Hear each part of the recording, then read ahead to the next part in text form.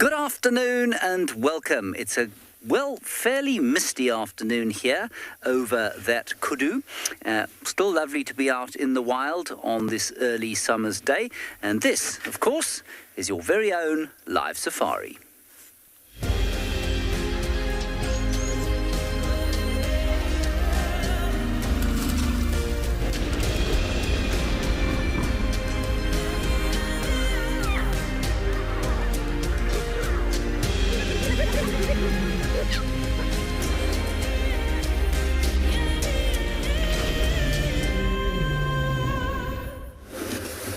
My name is James Hendry. On camera today we have got BK the Biceps Bokomoso, there he is. And the reason I've left that kudu straight away is that we're hopefully heading towards where a leopard was found this morning with a kill. I'm hoping we're going to be able to re-find her. There are two other people going into the area to give it a go, so hopefully we'll be lucky with a leopard. Please talk to us during the course of the show. You can do that using the hashtag WildEarth on Twitter. Alternatively, if you happen to find yourselves in the lucky position of being under the age of 18, you can send us an email using kidsquestions@wildearth.tv. That's kidsquestions@wildearth.tv. Any questions or comments that you might have, we'd love to hear from you. As I said, it's quite a rainy afternoon. It's been a very rainy day, and this big front that I think has enveloped most of the northern and eastern parts of the country is certainly blanketing us in pretty cold, chilly, wet weather. Hopefully off to find a leopard.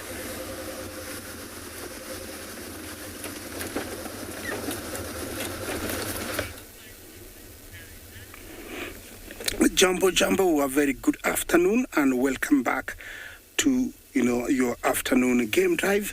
My name is Isaac and on camera I have Big James. Our plan this afternoon is to go down towards the marsh, see if we can find some marsh lions and maybe find Romy the leopard.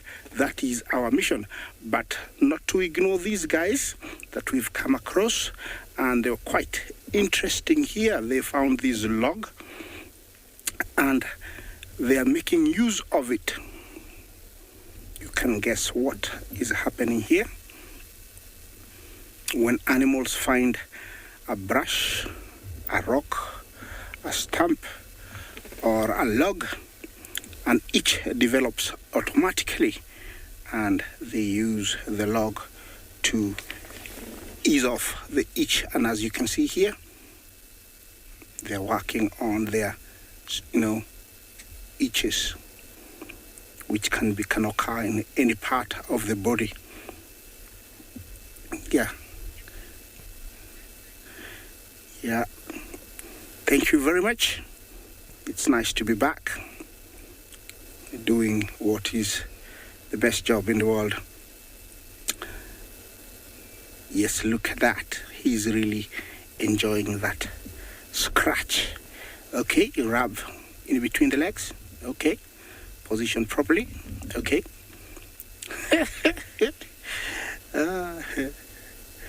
Look at this. What is the next spot?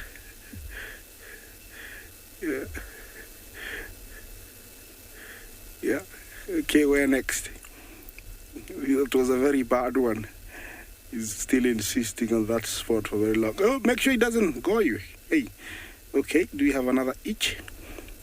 Okay, let's try backside. Okay. It's quite interesting.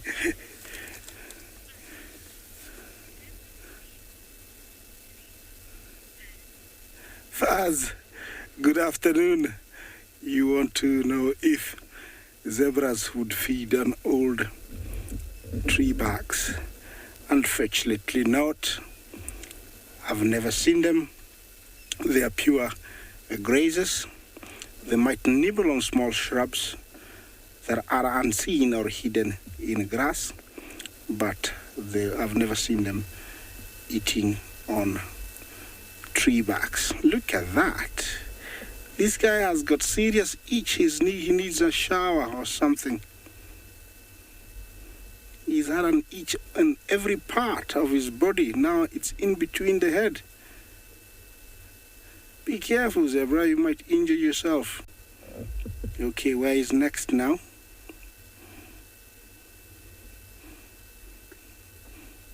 Okay, the male. Yeah, he need pest control to get rid of those biting insects. I don't know if they're in the skin.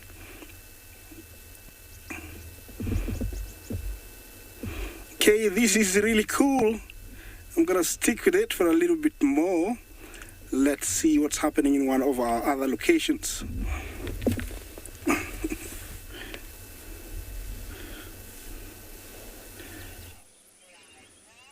Hello everyone. How wonderful that we found Fang and her herd.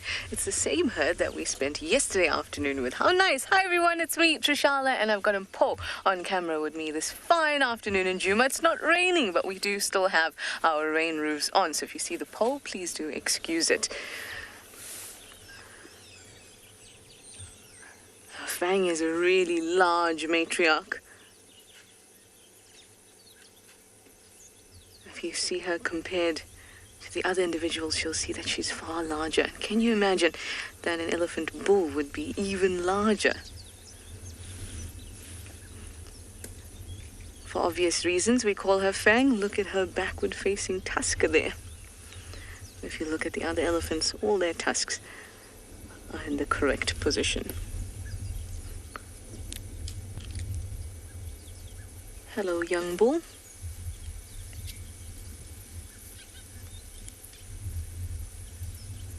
I think that elephants are very grateful for days like this when they can stay nice and cool without too much effort. And we've had some wonderful rain. Yesterday evening and this morning it rained so much, over 20 millimeters.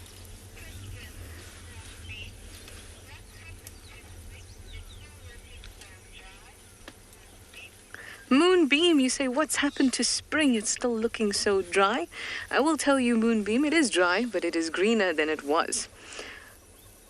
There's little bits of green grass popping out, and also all these little new leaves are also popping out. Sorry, my game drive radio is just loud there. But also, Moonbeam, it's not just about the temperature, it's about the rain. And that's why I'm so glad that we had all that rain last night and today. In fact, 20 millimeters was only from last night, and it continued to rain through the day today and this evening. Now that the soil has gotten nice and damp, I'm sure that we'll see the bush burst with green. And of course, that'll make all the herbivores very, very happy.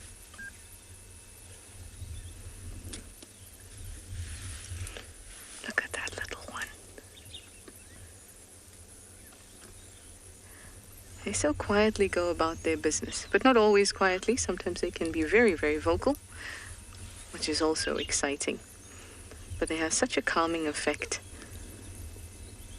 That's why it's such a pleasure to spend time with them.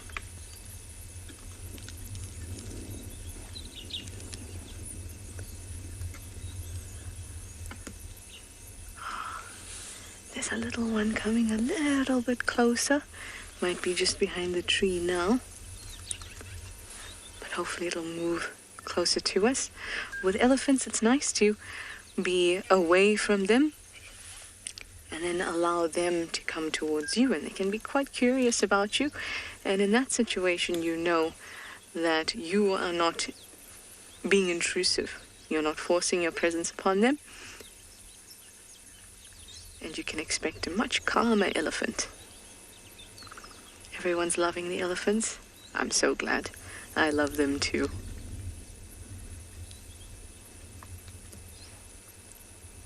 They're eating quite quietly today, but have a listen.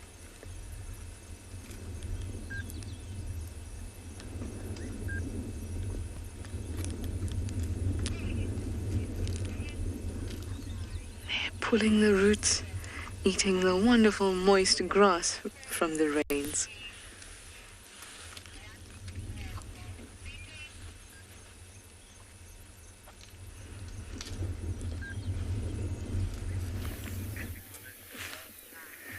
Here we have got a little herd of elephants, just feeding quietly. as elephants do most of the time. Well, sometimes they feed noisily, but this lot are just having a quiet feed on the misty afternoon. On the misty afternoon, in the misty afternoon, through the misty afternoon. This particular one is relieving itself. Here comes her baby. He was obviously a little bit left behind. And it's just catching up. Very cute. Still quite hairy on the forehead.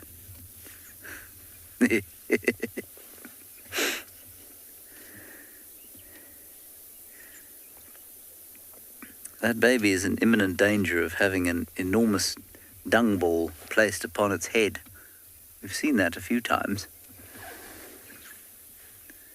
It's now going off to follow its friend. It's already crossed the road.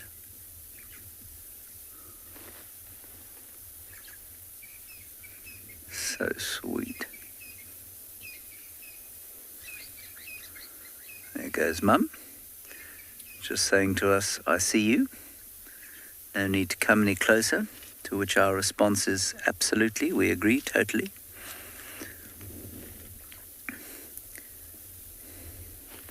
Now, you may have noticed a little bit of a roof on the top of the picture.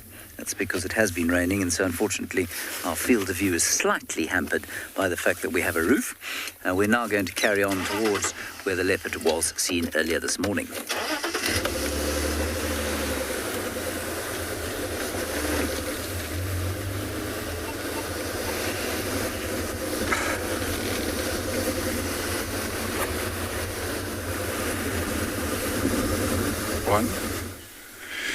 Good afternoon, everybody, and a very warm welcome to And Beyond Ngala.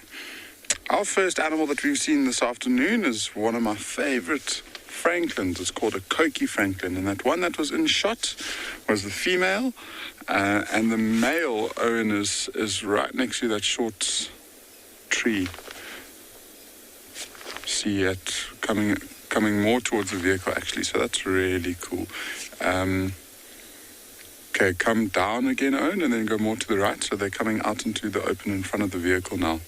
Looks like the pair of them are just about to cross the road in front of us, actually. Just whilst you're here, my name is Eric. Behind camera is Owen, as always. And as you can see, we are in our rain suits today. It's been a very cold, miserable day. So there we go. One's crossing the road. And then there's another one, yeah, somewhere in there. There you go. So that one there, if I'm correct, yeah, so see if you can see it's moving very quickly, but around the face, there was a couple of markings. Let me see if I can move forward again and show you all. So Koki francolin, one of the harder ones to find, just because of their behavior. So straight along this game path.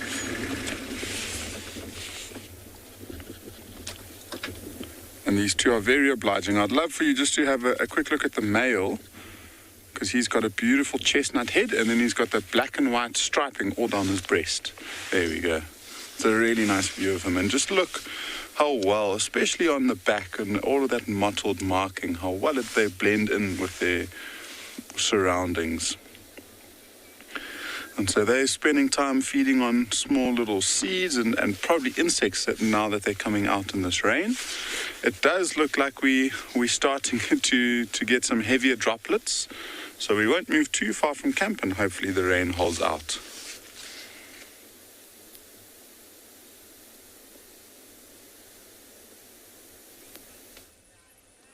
The rains are starting to come. I've felt some drops myself.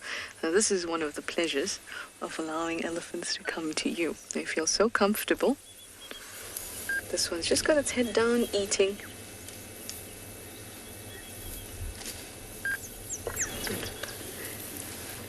Feels comfortable enough to come quite close to the vehicle. This is a young female. See, the ears are tucked close to the body so not to lose too much heat. Hi, girl. There's some very tasty vegetation right next to us. Hello, lovely.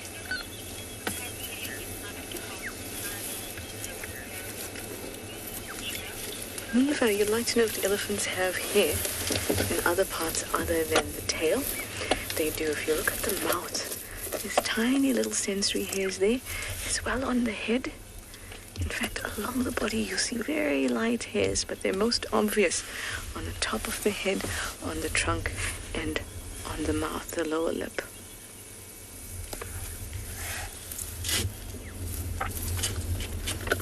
Such a pleasure.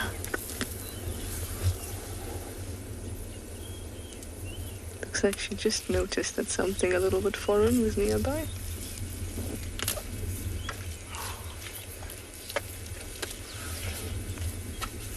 Now, all those hairs provide an extra tactile sense.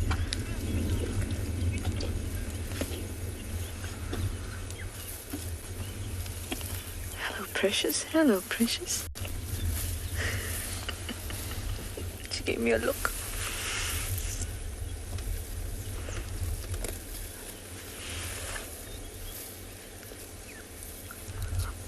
I like to keep talking to them when they're nice and close like that, so they don't feel that all of a sudden I'm quiet. Because if I were a predator, if I was something that is a possible threat, when the elephant came close, I'd want to hide. I'd want to lie really low. So if I'm continuously talking, it means I'm not trying to hide from them. I'm not trying to be sneaky.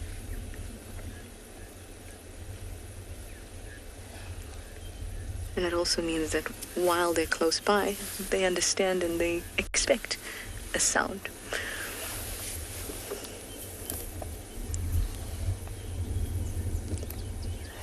So busy.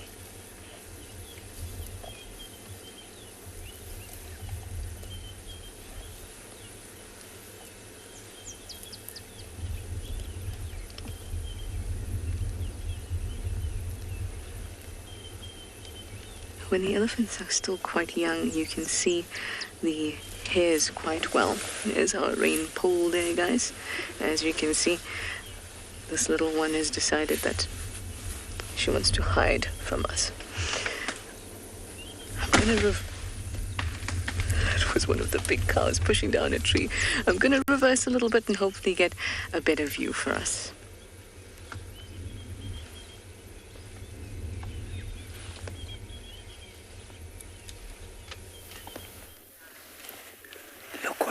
Been so lucky to see.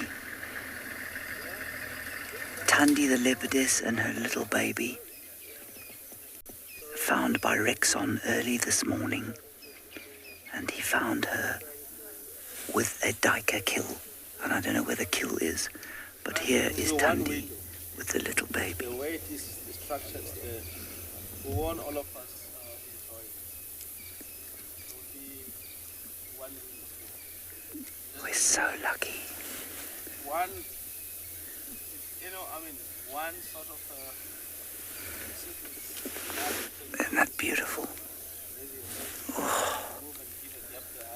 And I know there are a lot of sticks in the way, but we're just so lucky to be here, and so grateful to Rexon for finding her.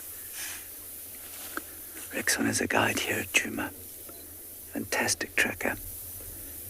All-round fantastic guide, and obviously has been in the bush since he was wearing nappies, and so he knows his way around a woodland and a set of tracks.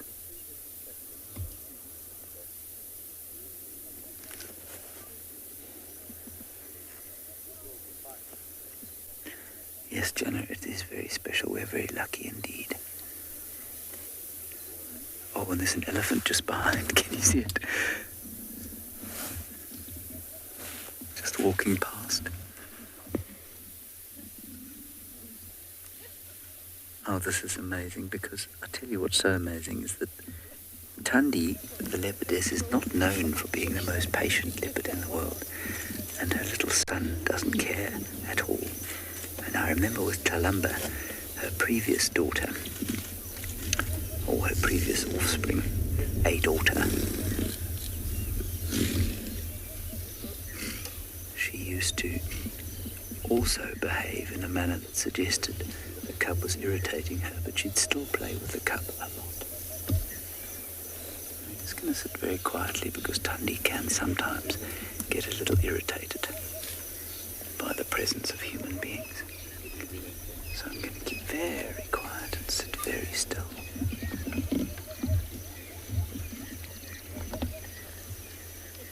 And now she's calming down again.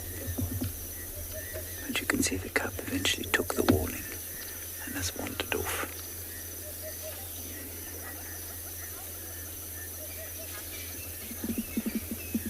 Taylor the cub is now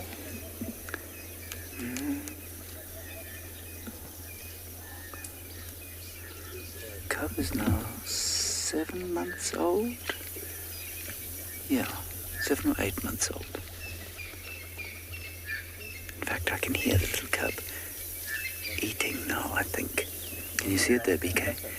He's climbing up onto the tree. I wonder if there isn't the kill there. Can you see him there? I can just see his spots moving behind her on the tree that slopes up towards the bank where the elephants were. Just see him there. Yeah, he's just behind that big branch. There, you can see the flick of his tail there. That's it. We're not going to move at the moment. We're just going to stay where we are.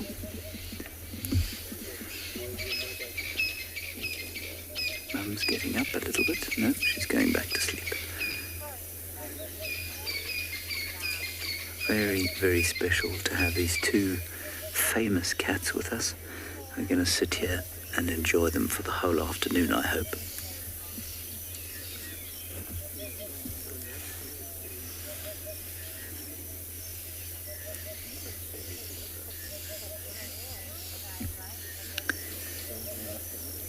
In the background, you might just be able to hear the dissatisfied calling of a magpie shrike, probably because they have spotted this spotted cat.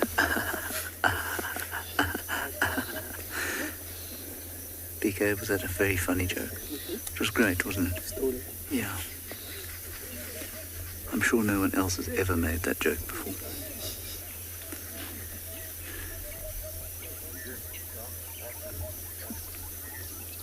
And now Tundi is flat on the ground, having a good rest.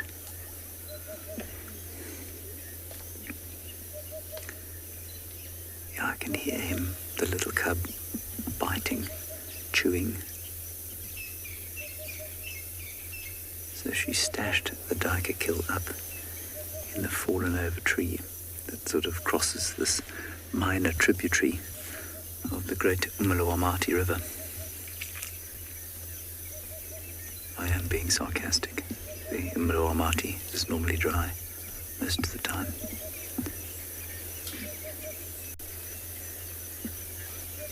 Phew, what a joy.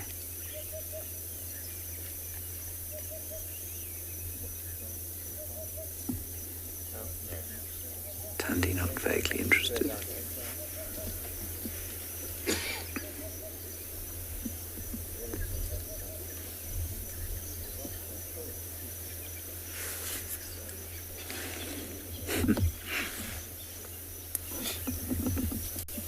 We're not going to see him if we go back, are we, BK? Shall we try just a little? Ooh. Elephant shouting just behind. I don't think at her, because I don't think the elephant can see her. She's so well hidden. There's an elephant just behind that car there.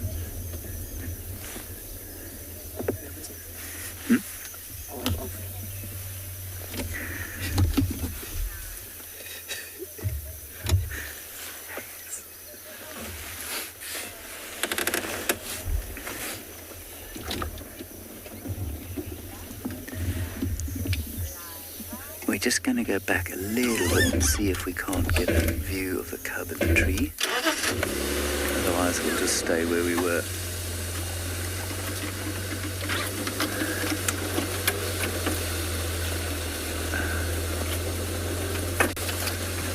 Can you see anything through there, BK? I think the duiker is up in that tree that's just fallen over. Yeah, if you just zoom straight in there, I think he's in there somewhere. You can see how difficult it is to find leopards. because they just disappear into the foliage. Although, to be fair, you could probably hide a jumbo jet in there. That's the sound of the elephants. Now, between the leopard and the elephants, there is a car, a game drive vehicle that Rexon's driving. So they've got animals on both sides. No, James, the cub is not too young to hunt. The cub will definitely be killing things on his own by this stage. And you'll probably find that they start killing things from the day they come out of the den. And those things will be very unimpressive prey, like ants, termites, the odd grasshopper, season allowing, butterflies, that sort of thing. And then slowly they just start to take bigger stuff. And when mum goes away to go hunting, they might kill a squirrel or two, or a bird if they're lucky. And so by this stage, you'd expect him to be able to take down a small antelope.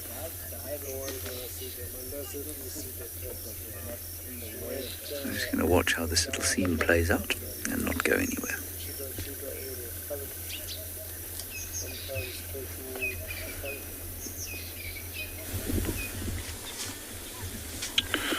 We haven't had to move too far, and we found a much larger animal than the Koki Franklin we saw a bit earlier on. And we've got this giraffe here who's feeding in these really nice thickets. So we're right up against the Timbavati River, which is directly behind the giraffe now.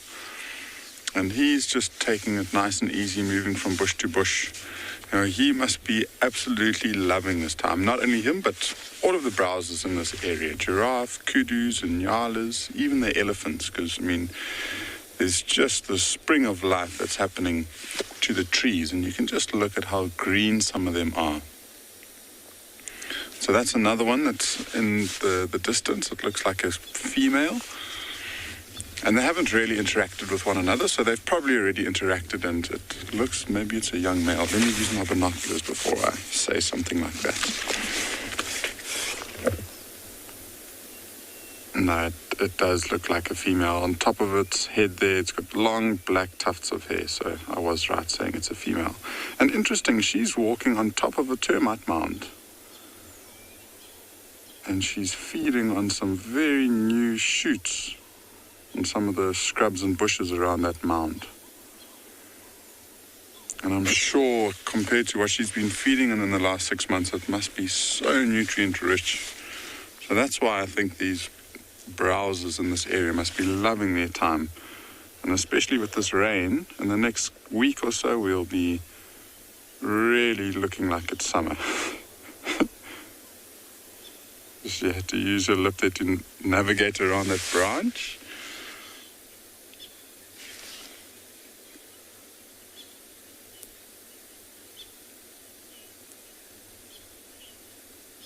So, Kayla, it's quite an interesting question, and I guess you just look at their behavior. I mean, you can, if you look at the body of an animal, you might be able to see an animal with really big eyes needs to use its eyesight when it's dark. But I think the easiest thing to do is just to look at their behavior. And if they're active during the daytime, then there's a really strong chance that it's not a nocturnal species. You sometimes see aardvark, especially up in Tswalu, you see aardvark that are moving around, especially in the wintertime and late hours of the afternoon and early on in the morning.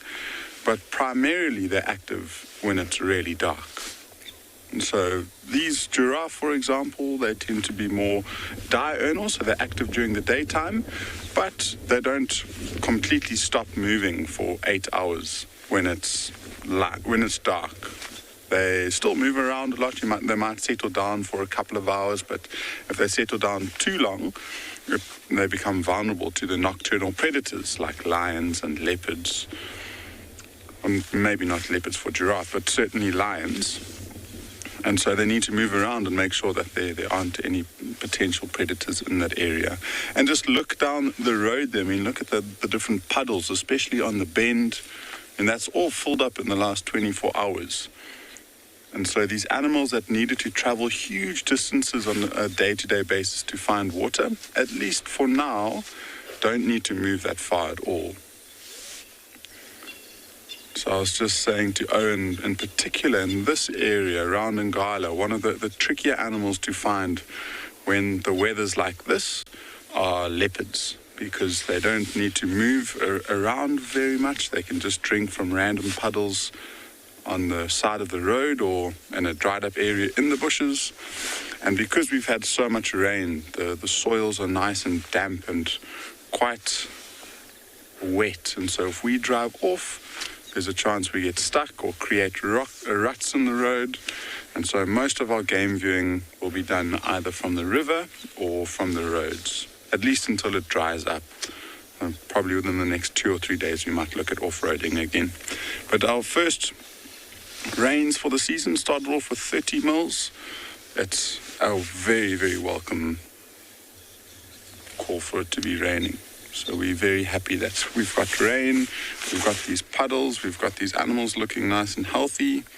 It's just such a wonderful time of year to be driving around and experiencing the bush after the 6 months of dryness.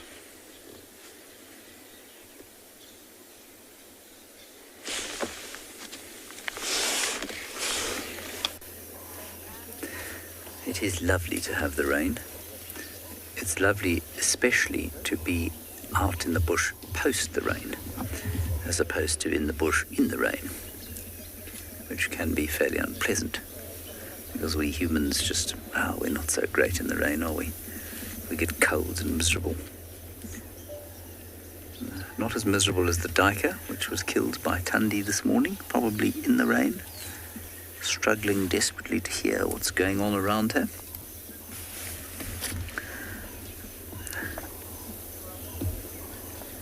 Rivki, the cub will only reach full mass at around, here comes the cub. He'll only reach full mass at around 6 years old. But he'll be big enough to take a territory as early as 3 years, but most likely between 4 and 5.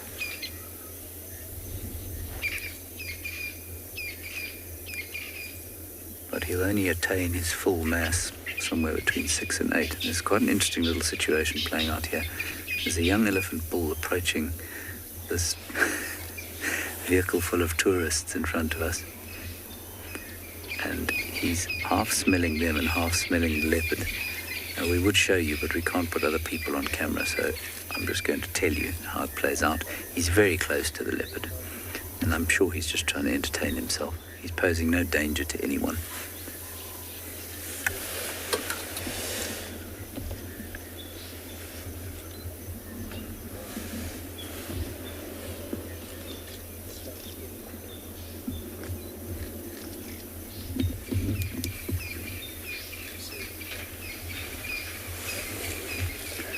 The leopard is stalking the elephant. Unfortunately, the pole is in the way of the leopard, and I don't want to start the car because I'm going to create a problem. You can quickly show the elephant there, BK. That's the elephant there, that big grey thing with the 2 spikes coming out the front of its face. Tundi's now up. She's going to have a feed, and the youngster is stalking the elephant. This is classic. Here he comes.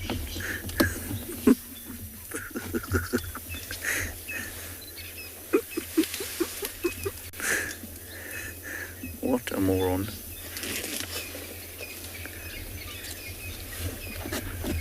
This is classic. Fascinating to see how this plays out.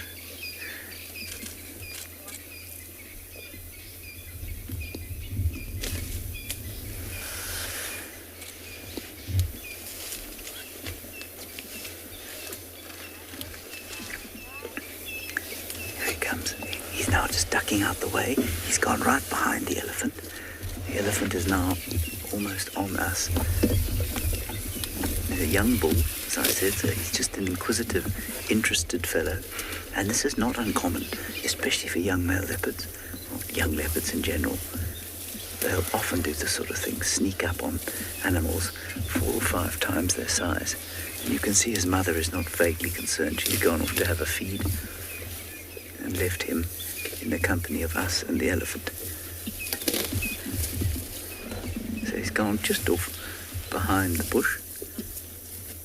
And I'm sure the elephant can smell cat around.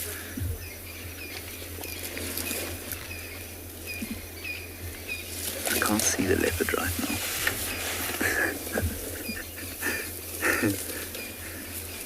This is just great.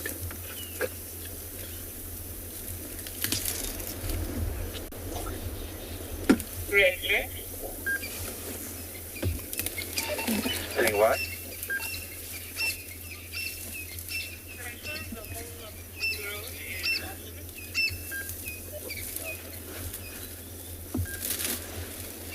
I can't see the leopard still.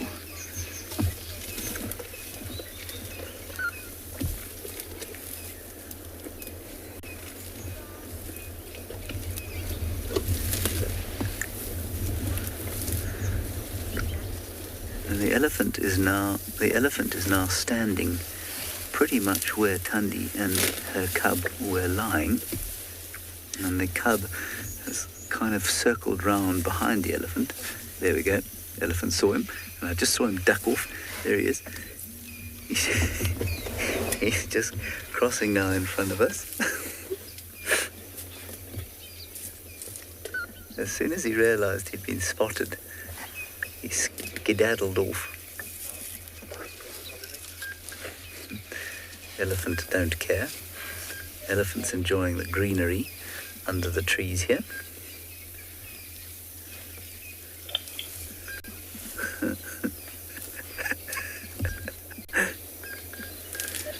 What a magnificent young cat.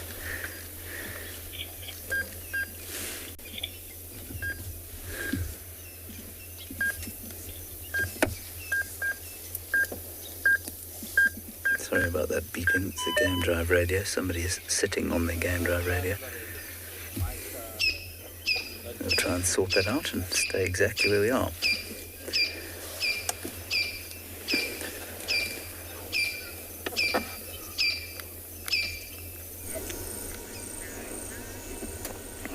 What a sight that must be.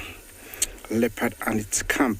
By the way, Thandi in one of the languages in Kenya means lightning. So it's a beautiful name. Okay, I have African fish eagle. One of our, one of our eagles. Very much like the sea eagles, they feed mainly on fish.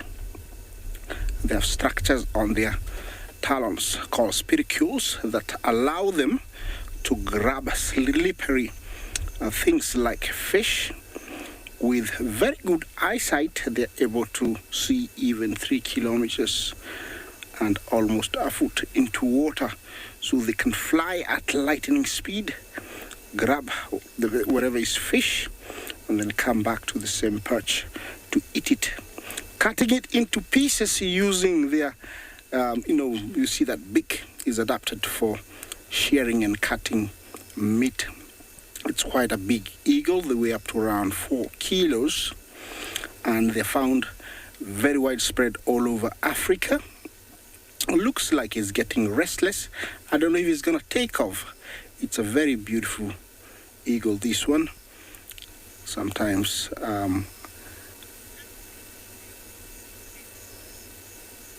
it looks like the American bald eagle in some way, but I think the bald eagle is slightly bigger. I've never seen it physically. Hopefully one day I will be able to compare it more. These guys also feed on small crocodiles, turtles. They have been observed even eating ducks and other water birds.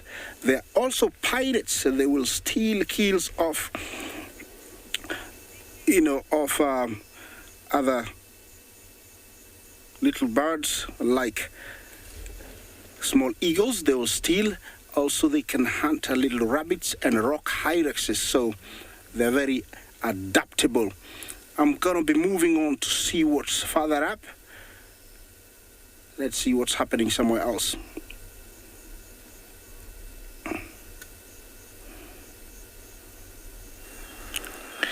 Greetings and welcome to this other side of the Mara. We have a lion that we've been tracking, and look at where he's ended up. Now this lion seems like he's going to relax and have a peaceful time there. My name is Tim, and behind camera we have Bungei. This lion has his brother, and there's a lioness not far from here. They've killed an old buffalo bull. We followed this guy because he looked like he was after something. Little do you know, he went to drink and then came back to rest. Look at how big he is, panting. Very nice place for shade. So within this area we have a hyena den that we discovered this morning. So we're waiting to see if later on there'll be a hyena activity challenge, trying to challenge these lions. This is an old, young male resting. Look at how he's panting. I'm sure he's really, really, really hot. I like the way he's concealed, because when you come through here, you can't really tell if there's a lion because of where this lion is situated. The buffalo kill, or the buffalo carcass, is almost half. The hind legs have already been eaten, and some of the inner softer tissues. So because this lion is resting, I'm sure when it cools off later on, they will come back to their carcass and continue with their meal. And if they are successful, the rest of the pride will come to join for the meal. But I'm sure the hyenas here will have a big challenge today. Because this lion is just resting here, I'm going to carry on. It may become a little bit while later to see if they'll go back to the carcass. And while I do that, let's take you over to another safari vehicle.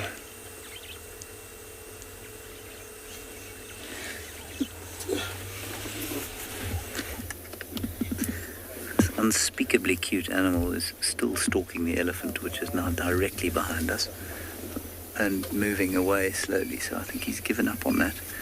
He's going to go back towards where his mum is eating there.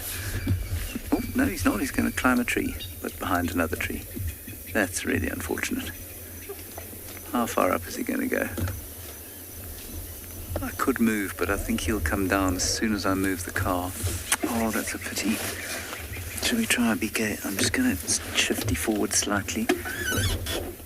Come on, car.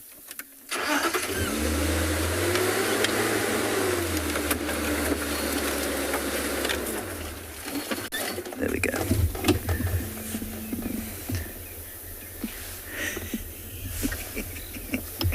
It's very cute.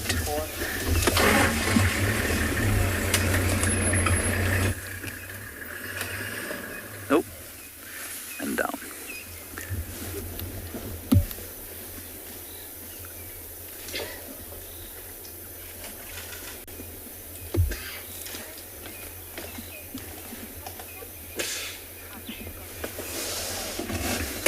Sure, you find that the cubs stop suckling around about, well, they start the weaning process around 3 months, maybe even before that. And then certainly by 6 months, they're definitely not suckling anymore, but 6 months would be very late. So, it always varies depending on the cub. But that gives you an idea. But they start eating meat from about 6 weeks. So I guess you could say that the weaning process starts around then.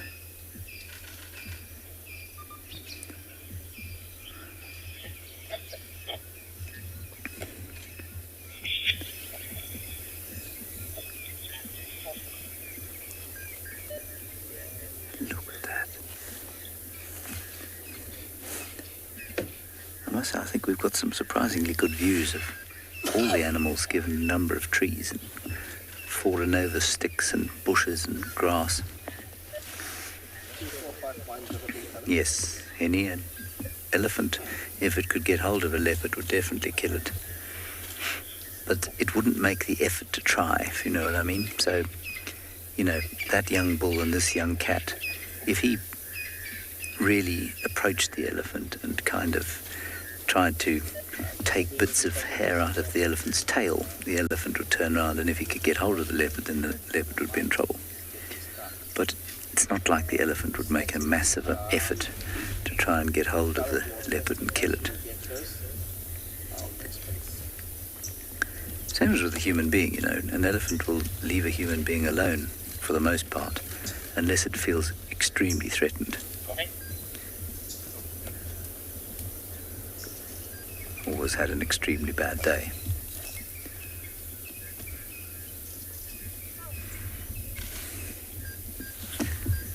So there's a little cat gone down into the riverbed, and hopefully it'll come out again very shortly.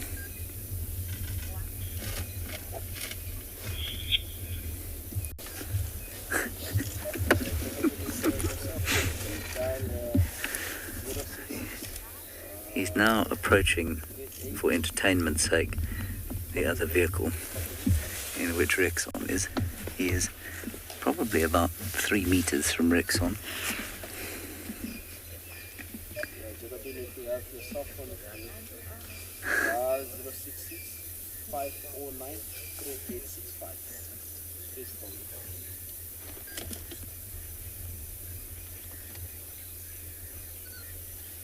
Looking straight into Rexon's eyes. Don't do that, guys. This leopard is so close. The mother can protect her inside. I don't know if you can hear their Rexon telling his guests to be quiet, because they were starting to get overexcited. Now, as exciting as it is to have a cub that size, 3 meters from you, when its mother is Tundi, it's not a position that you want to be in, really. Just simply because Tundi can be a little bit unpredictable.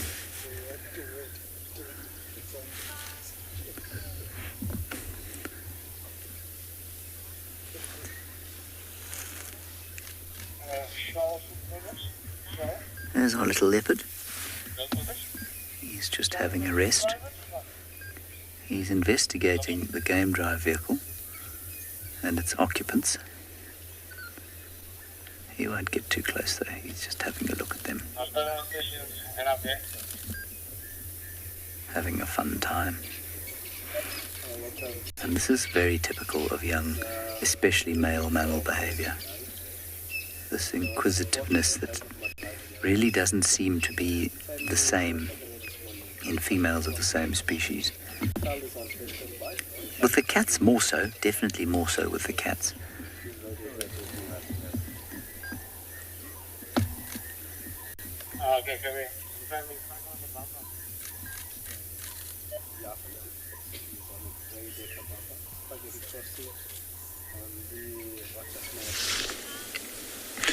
So, another antelope species that we don't see too often is big waterbuck, and I mean, when we do see them, they tend to be moving away from us.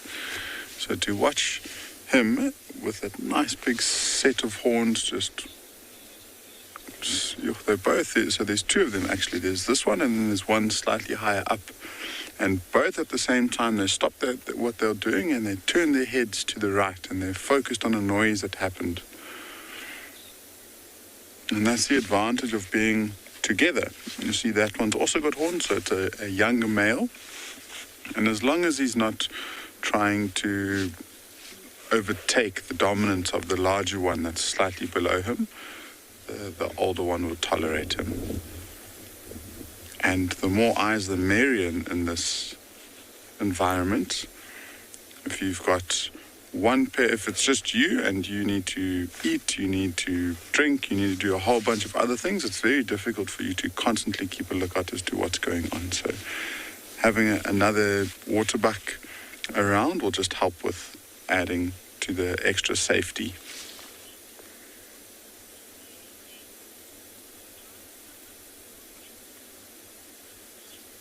Rivki, that's a good question. I would love to think that it's going to be a wet summer.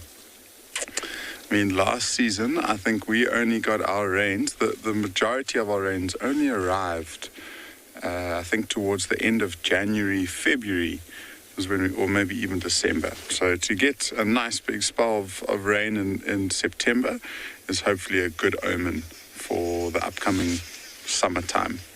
So hopefully we'll be able to show you the Timbavati River that we've seen dry for the last 6 months. Maybe we get to show the viewers it flowing for the first time.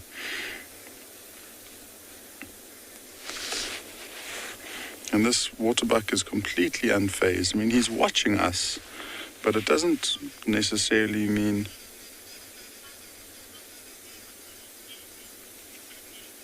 Penelope, I completely agree with you. They are very elegant. And just, I mean, the shades of colouring around its head, I've never really noticed that chestnut in between the horns on the top of the forehead there, and then those beautiful white stripes on just above the eye. But for me, their horns are just really spectacular, the way that they point forward, and just look how strong and stocky this male is. And he's actually going up to join that younger male that we saw. You'll see 2 of them in the shot there now. And you get to see the size difference now. So he's way bigger than that one on the left. And again, up, alert, looking. There was some spur fowls that were chirping and making a noise, which could often be an alarm call. And so a quick look to make sure that there's nothing potentially dangerous like a leopard approaching, and then carrying on with their day. Now see, that one on the left-hand side is a lot lighter. He's got much lighter hair and coat than the bigger one on the right.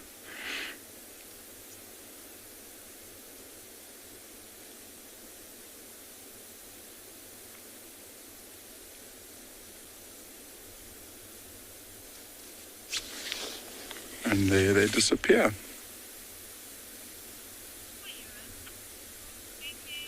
Now that they've moved off into the bushes where we can no longer see them, Owen and I are going to carry on driving to see if we can find anything else.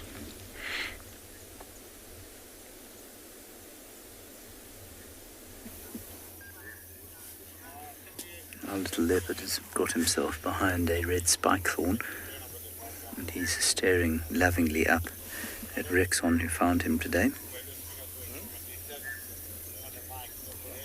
Unfortunately, I cannot move forward because there is a tree in front of me, and I will stick a big branch through the radiator if I move. So this is the best view we're going to have, I'm afraid. Well, that's okay. We've had a magnificent afternoon with him.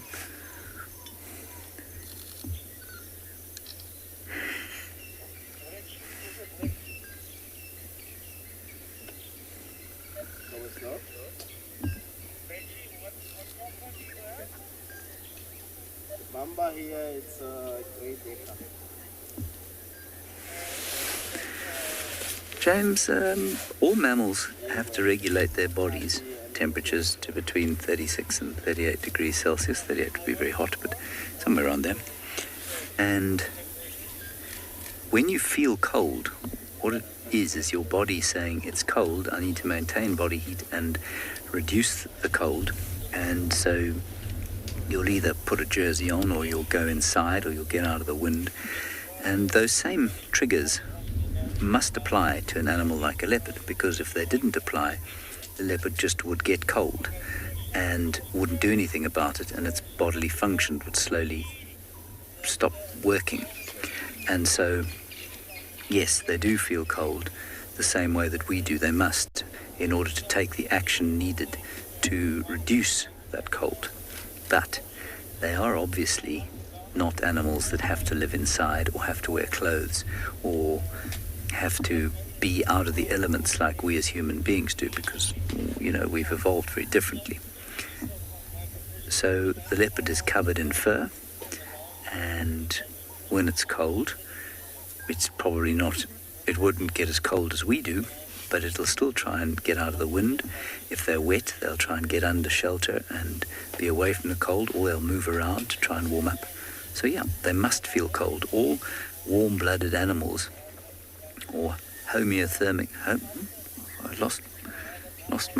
lost my words for a second there. Endothermic's what I meant. Endothermic animals must feel cold, because if they don't feel cold, they just allow themselves to get cold. And I think that I'm not sure if there are people who don't feel temperature, but there's certainly people who don't feel pain. The pain receptors don't work properly, and I suspect quite strongly that they don't feel hot and cold in the same way that most people would. And those people actually have a severe disability because they can't feel if they're getting too hot or if they're getting too cold. And that's very dangerous for them. And the same would go for a leopard if it didn't feel cold or hot. They don't react to it in the same way we do, though. Because we're used to being warm and snug, when we get cold and wet outside, we start to long to be inside. They don't have that because they've never experienced it.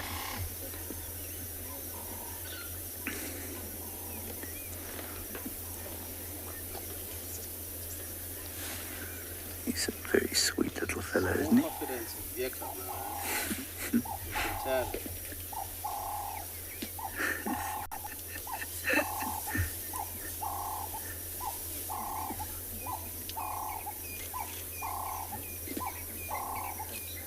A little dove calling behind us, a Cape turtle dove. And now he's moved off.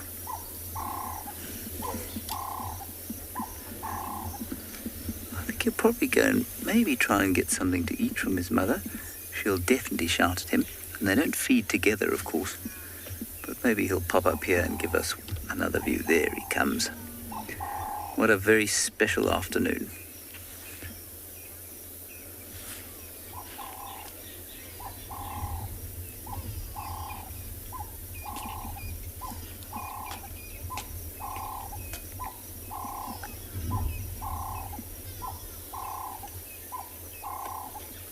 Charlie, if you tell me I come on Batalia, we get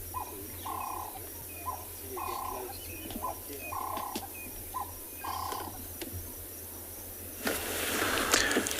We come across hippos in the Mara River, and looks like they are getting active. Almost time for them to come out. They normally come out at around 6, or sometimes when it's dark at around 7, but seems like they're in the water. I can see them spraying and puffing water up. We have one of the bulls that has just left that pod there. You can see them dried stamped. It rained a big rain upstream about a week ago. Oh, I can hear a hippo calling there. And these are the logs that have been currently washed down. That's hippo communication. Very, very interesting. You can see some of the bulls walking towards the upstream area. See, like that one there. We have another one just leading him. See the way they submerge and then walk and then pop up for air. Super interesting. And because the other side of the river is not very, very much visited because of the forest, they prefer walking to the other side. Look at the grass there, very short grass. Seems like there was a lawnmower that went through that area simply because of the hippos grazing. Now they have a specified way of grazing and plucking grass using their lips, which actually levels the entire grass of where they've passed through. Now normally when they're walking out of the water, they're led by the big bull. So the big bull will walk out of the river, use the same path they use on a daily basis, or sometimes maybe further upstream or downstream, while he sprays or marks his territory, while he's followed by these females and the young ones, and of course younger bulls. Not that all day they can spend in the water, but sometimes you find them in the water because there's some biting flies that irritate them, which makes them go into the water during the day. but they prefer also basking on the sun. See them out on the riverbanks.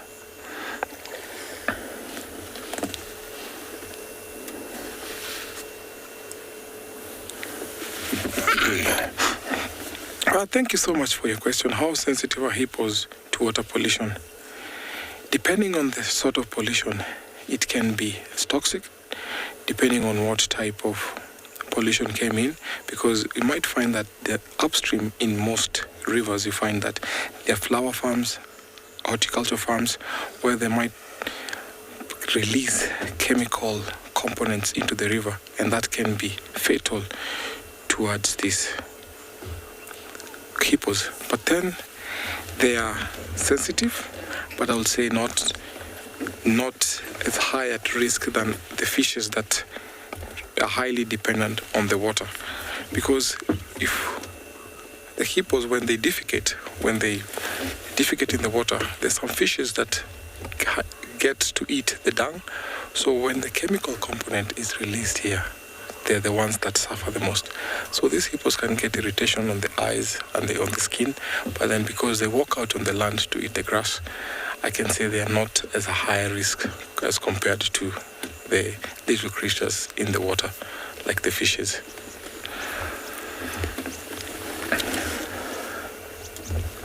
It's so calm, peaceful. You can see two hippos fighting there, play fight.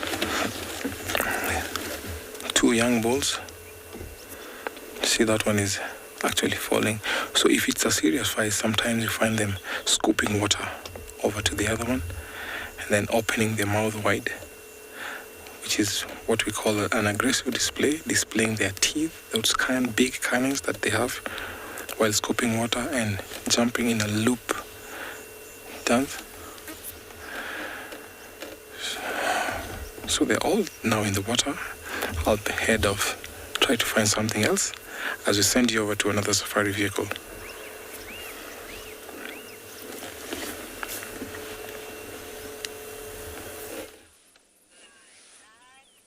We found another herd of elephants.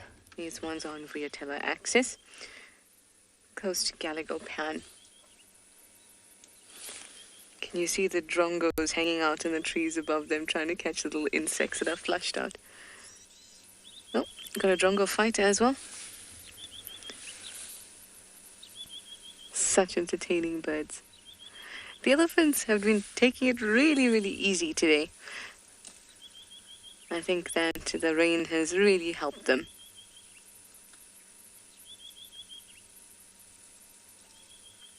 I can hear some shouting in the background too.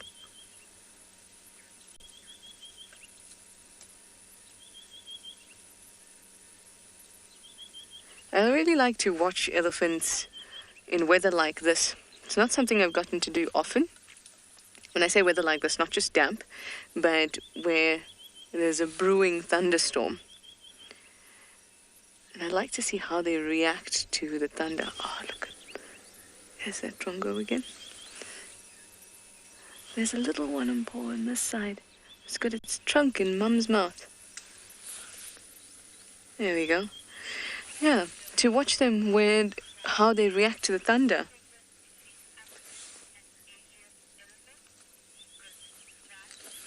Good Sky, you'd like to know what the difference between African and Asian elephants are?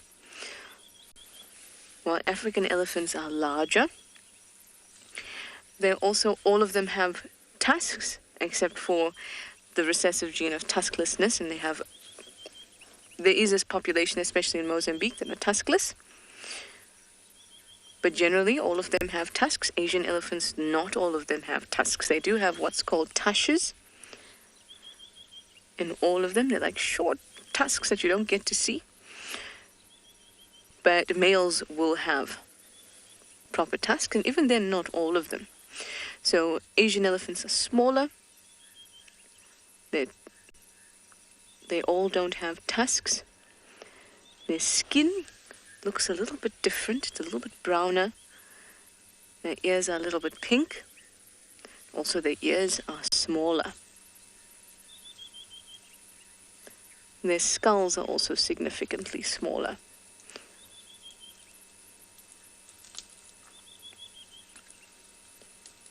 African elephants are more recent phylogenetically than Asian elephants. Asian elephants are more closely related to mammoths and mastodons than our African elephants are. So the African elephant is the largest land mammal.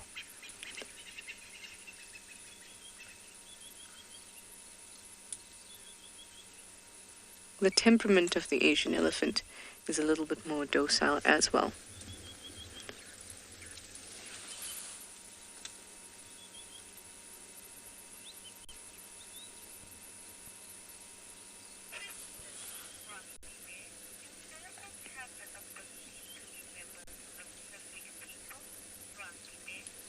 Grumpy Bear, you'd like to know if elephants have the ability to remember specific people. They certainly do. As long as those are people that they are well acquainted with. For example, their keepers.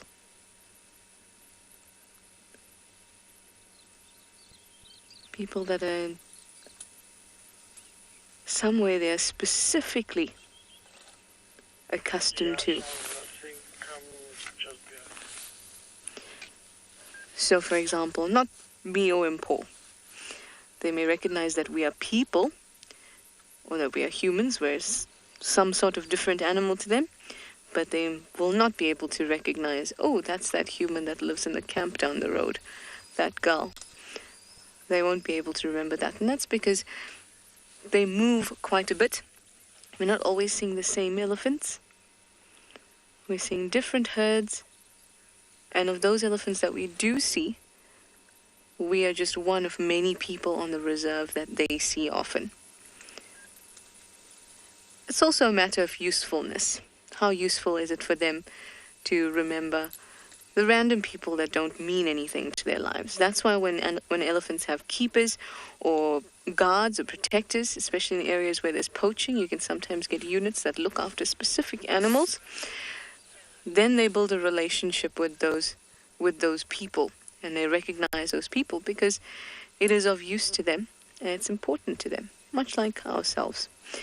Anyway, I'm now going to head down to the Hyena Den and see if there's any action there.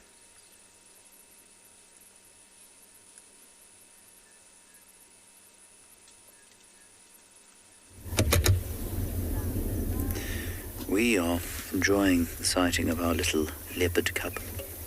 He is looking at BK with, well, I suppose interest. I would almost suggest there was slight irritation there. But he does look very irritated now. Now he looks like he's going to sleep, which of course he is. It is his prerogative as a cat to go to sleep.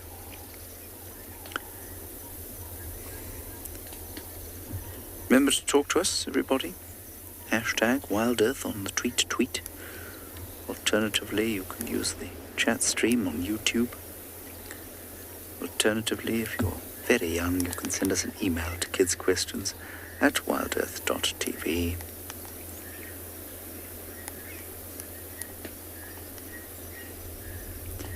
There's still quite a lot of moisture coming out of the sky, and so I think he's going to hunker down there until the need to feed overcomes him, and he'll probably try it on with his mother, who will, if she's had enough, she'll just leave the carcass where it is.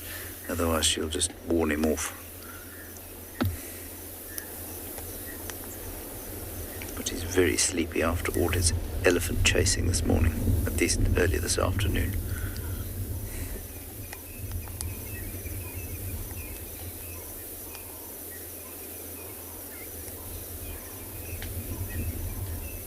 Listen very carefully, you can hear Tundi feeding. You can just hear the crunch of what was once a happy little duiker running through the woodlands. It is now, unfortunately, a corpse. Much appreciated by the leopards, no doubt. It's a bit macabre.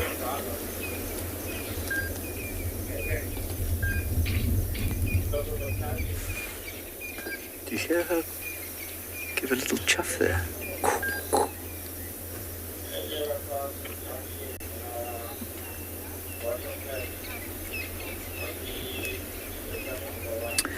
No, Atlanta, it's unlikely that the cub will stay in the area when it's grown. The males will normally move off a couple of territories along. That certainly has happened with her brother Hosanna and her son Tamba, both of whom have set up territories off towards the west and south of where we are now. Not the same territories, obviously, different territories from each other.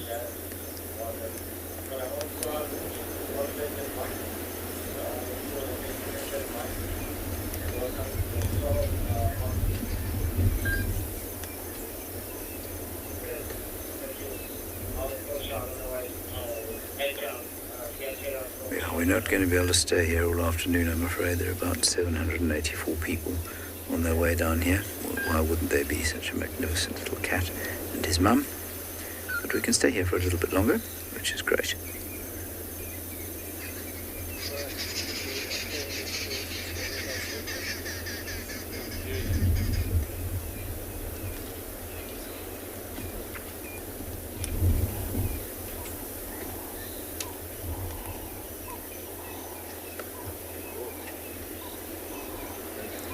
Feel the peace of the afternoon descending as the cat goes to sleep.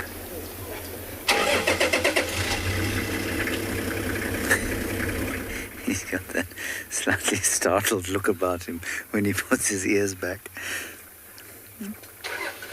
You know, his mother so seldom puts her ears forward. She's so often got that kind of hang-eared expression, and I think she's a really pretty leopard when she's got her ears forward. When she's got them sideways and her eyes half shut, she looks, well, alternately terrifying and disdainfully irritated. I would obviously never suggest she was anything other than magnificently beautiful because, well, I'd probably be attacked in my sleep.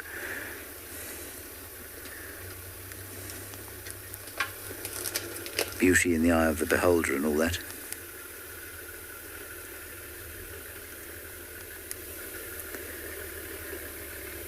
He's quite distinctive looking. I don't know, for me, his, and I'm really bad at recognizing human or animal, he's got kind of a palish ring around the eyes. You know what I mean? He's got quite pale eyes also.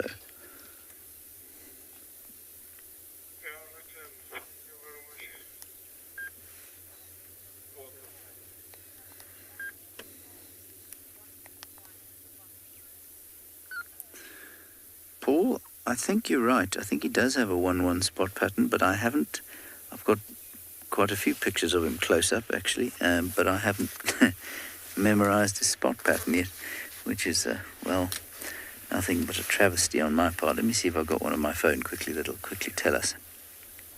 Before Twitter is also probably howling the answer at you.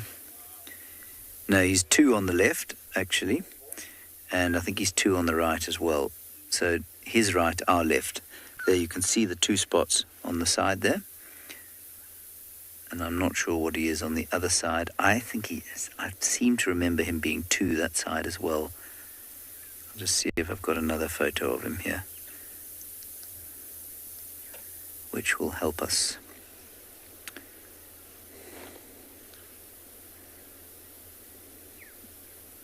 I seem to only have one side of this cat's face. Yeah, I don't have a close-up of his other side. Typical.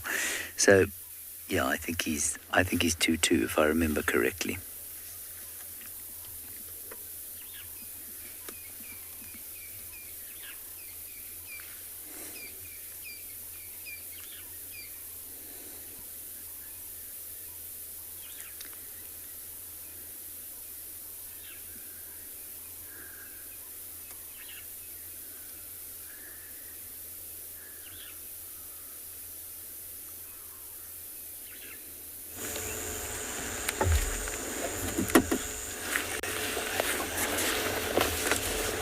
So our lion here has decided to carry on and eat. They had killed the darker boy. It seems like He's went back for a feast. It's cooled down, so it's a good time for these lions to eat. So together, in total, we have 4 sub-adults here. 3 males and 1 female. See the other brother here coming. He's coming here to try the meal. He wants to jump over. Maybe he's going for a little drink. Yeah. Yes, a little jump there. So these are slowly walking out of the pride. That's the reason why they formed a tag team where they'll be together for the rest of their life, if that is allowed and if it's possible for them to conquer a pride where they'll become pride males. This kill looks like it happened at around noon because it's still fresh, still intact. Seems like this dagger boy was resting here, or maybe had come for a drink, because mostly the old bulls prefer places like this where it's marshy, lots of water, and the grass is more tender, soft. So they ambushed him and put him down. So this meal is going to take them for about 3 or 4 days, which can at least be enough for them. Or even sometimes they can go for more. Look at how he's pulling the flesh.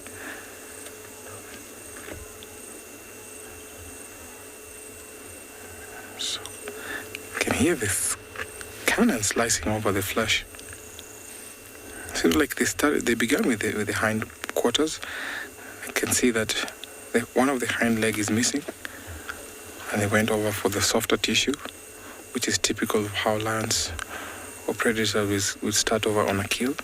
Especially the old bulls, buffalo bulls, are very, very tough. Their meat is tough. So when these lions eat this kind of buffaloes, it's really, really tough. You can see how he's pulling over the flesh. Look at how strong he is. When he pulls to slice, he actually pulls the entire carcass. You can see the African jacana there in the water.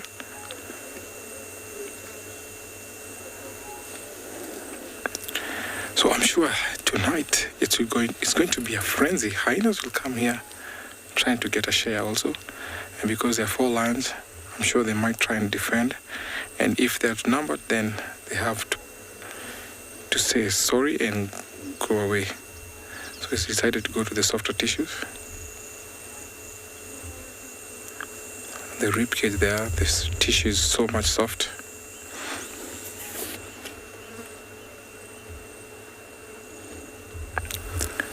This lion is still devouring the carcass, and it's super, super powerful.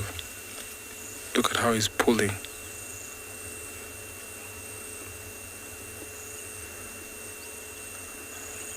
Yes, that looks like soft, and yeah, it's going to the rib.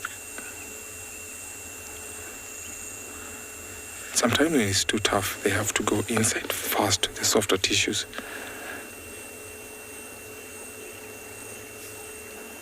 He's staring and look at the blood on his face. A little clean there.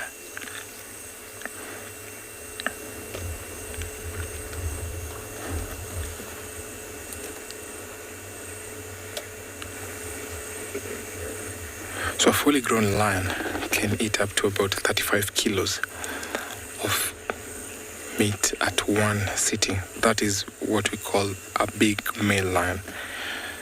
So females take about 22 on one go, where they, especially when they've brought down a kill.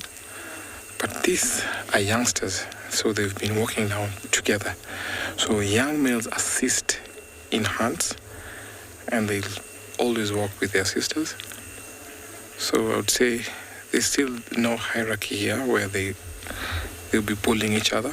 But if it was in a pride and the pride male was here, he will have gone fast, and after he's had his fill, he will leave that to the other ones. He has to support with his leg while he pulls.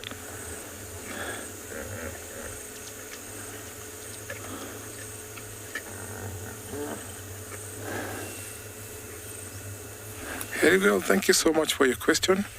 Yes, these three sub-adults, there's also a lioness.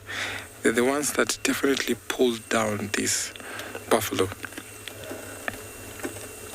So when lions are young from the age of about 2 all the way going to 3, before the males are separated from the rest of the pride, they assist in hunting.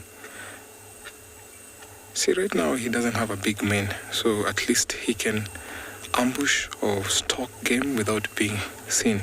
But if it's a big male, then sometimes they get themselves exposed because of their big manes.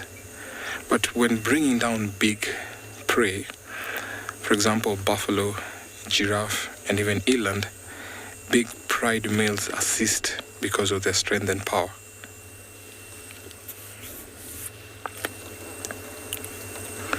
This looks like a big meal, so as we sit here watching this lion, we hope that the rest of the pride, all of the youngsters will join in. So we're going to send you over to another safari vehicle.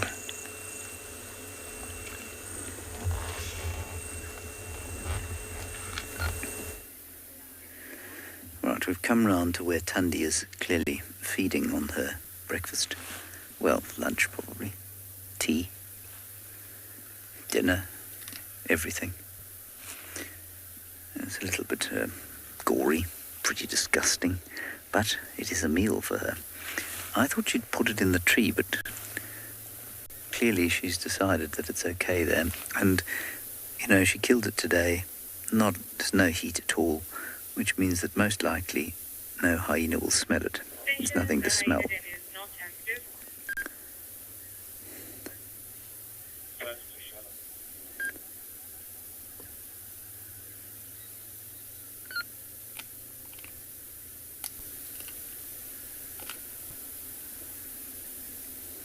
I don't think it was an adult duiker either. Looks like it was quite a young one. Snatched from life in its infancy. Shame.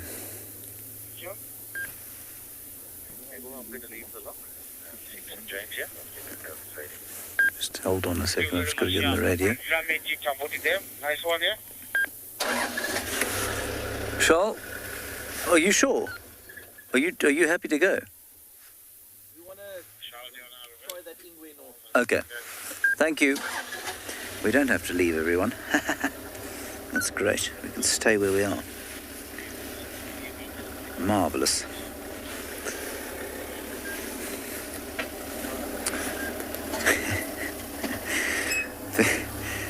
I'm laughing, of course, because everybody is now referring to this cub from around this area. They're referring to him as Wolfie,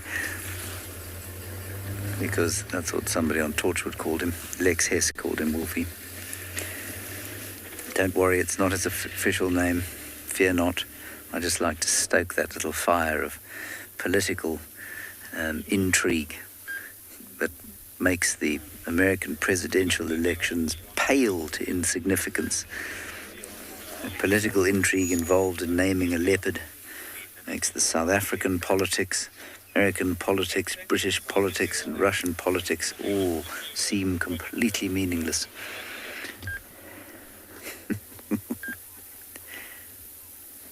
No, it wasn't that young. It was a relatively adult female duiker. Oh, shame.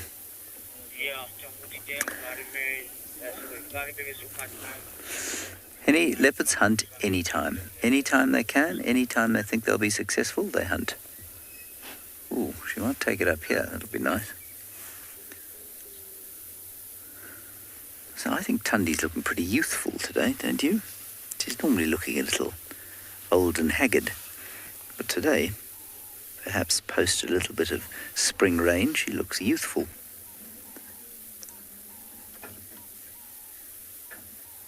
giving a little chuffle to her youngster. He's moving up to follow her. And we'll see if they... Oh, no, she's not chuffing at him. She's hissing at him now. She's pulling a face. A face that indicates a deep displeasure. Let's see if she takes the kill up a tree.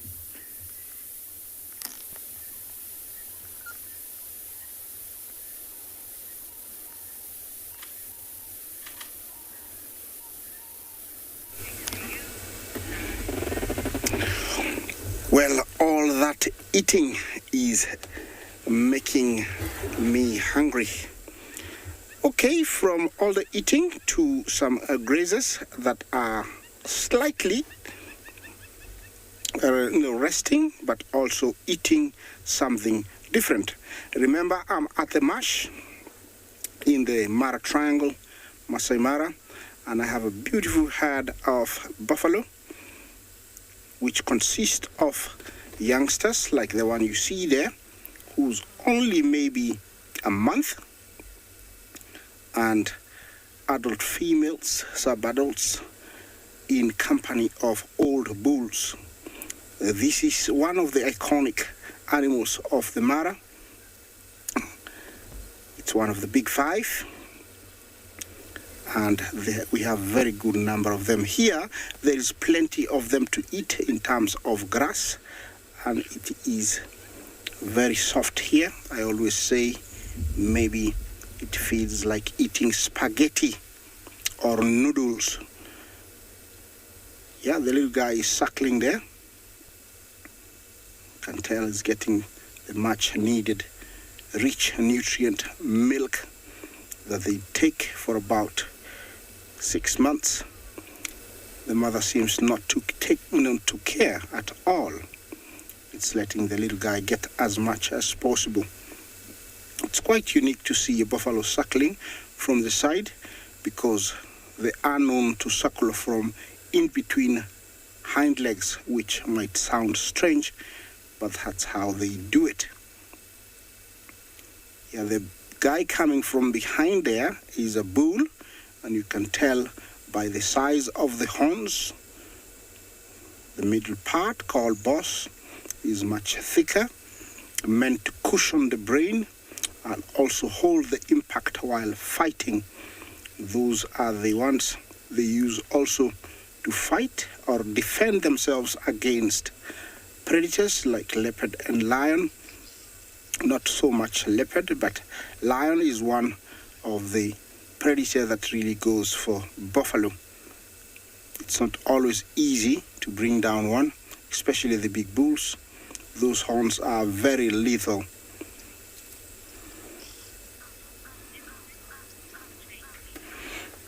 Tracy, Jumbo, you want to know if buffaloes eat insects? It is not one of their preferred diets, but I'm sure amongst the many bites they take on the grass, they do take on grasshoppers, praying mantises, crickets. I've never seen them throw up after taking it in, but I'm sure they do eat them every now and then. It's not, it's in their diet, but yes, they do eat them. The buffalo is one of the two grazers that we have here in the Mara and all over Africa. They feed mainly on grass, and they are quickly affected by drought if the grass dries up. There was a little bit of noise there. I don't know what was happening. Sounded like the two were fighting. They moo like cows, and that's what I heard. I think it was amongst those guys there. The white bird you've seen, I'm sure you've heard about it again and again and again. It's called the Cattle Egret, always in company of buffaloes and other grazers, taking advantage of the insects, trying to get away from being trampled by the hooves from these animals. Herds like these are very common in the Mara. This one here is around about 100. They get to around 600 in some areas. And these guys are positioned in a very beautiful area because it is very lush, very green. All the grazers would want to be here. There's never shortage of grass around this area. Lots of young ones, looks like they've been doing well. Buffaloes have got no specific breeding season. They always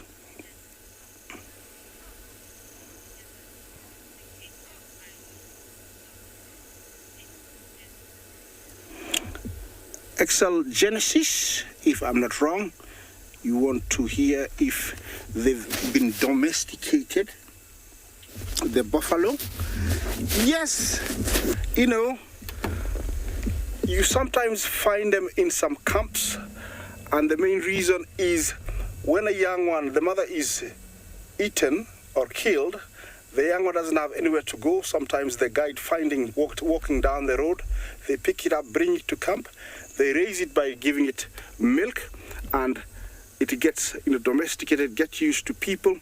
But the one thing that still remains is that they're very wild. At a certain age, they will still come back to their wild behavior where they go and try and butt people with their horns. So yes, I have seen them in camps mainly, not by the local people. They don't even think of trying to domesticate them. But in some of the camps, I have come across buffaloes. But at a certain age, they have to go because they become too dangerous. In company of the buffalo, I have a beautiful herd of elephant, also enjoying the softer grass. Remember, this is the African elephant, Loxodonta africana, widespread from Central Africa all the way down to Southern Africa. It has come off the endangered species list. They're doing a very good comeback. Best places to see these animals are in Botswana, where they have the highest population. We have a very good population in a small park called Amboseli, close to Kilimanjaro, and over there you are guaranteed to see something like 500, in one morning or evening. It's a marshy area and only the source of water, so they gather up there, and you can imagine the sight. Here, herds get to around 50. I've seen around 100 together, but they're usually about 15 to 30. Yeah, this is the view I'm getting from where I am. And remember, this is live, coming from the Mara Triangle, the Masai Mara. Talk to us, #WildEarth. Questions, comments are very, very welcome. Look at that little guy. Less than 6 months, I would say. And I'm sure he's not liking that section because it's really wet. Yeah, we have two that are trying to square off. Oh, two more. This is what happens when there's lots of good eating. Okay, I'm gonna continue on, and while I do that, we're going to take you to our other location.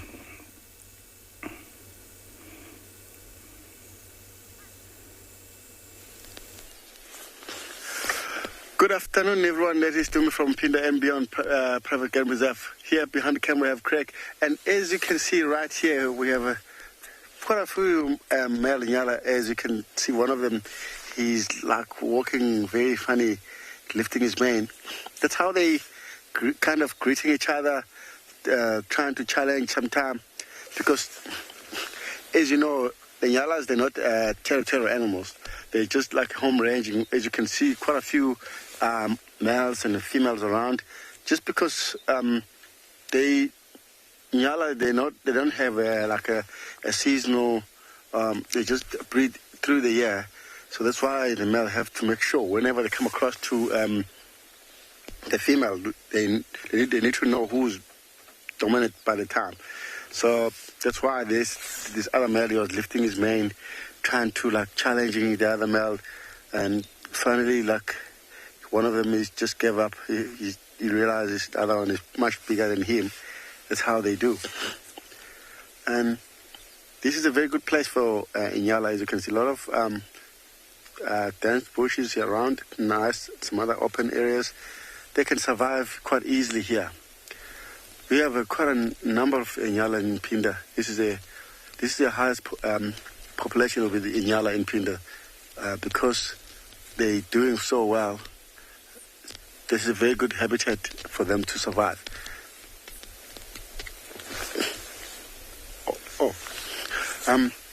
Look there, on the road there, we have impala there as well. And if you look very carefully there, you might be able to see a crested Guinea fowl. That's what you get more into this area, into KZN. That's what you get more like. Generally, you find the other different Guinea fowl, which is a helmeted Guinea fowl. This is a crested, which is a beautiful, beautiful color. I wish we had more light. As you can see, the road is very wet, which is more overcast. We can't see so much spots on them. Otherwise, they have more like a crest. Yeah, they're beautiful, and they can hang around quite nicely together with the other animals like impala. They also do kind of whatever they do, because they insects feed this one. They go eat like grasshoppers, anything around like disturbed by these impala. Also, they will catch those small insects as well. So it's lovely to see here around. We have guinea fowls, impalas, and Inyala as well. After the few raindrops we had, everyone get more excited, trying to get something to eat, because it's been very dry. As you can see, the grass is very brown, but slowly it's coming the green. After the 2-3 days it's been drizzling with a bit of rain, it helps us a lot, which is, it's very nice to have that kind of season, because everything is going to change very soon. Yeah, you can see the impala also is like snibbling around, getting something to eat as well. Same as the Inyala, but the Inyala just seems to be disappearing to the bushes, because this is their favorite place to the thicket, because they more worried about their predators, because they can't run fast like impala does. Also, the impala need to jump. Well, because we don't know what is around, we'll just hang around and see what they're doing.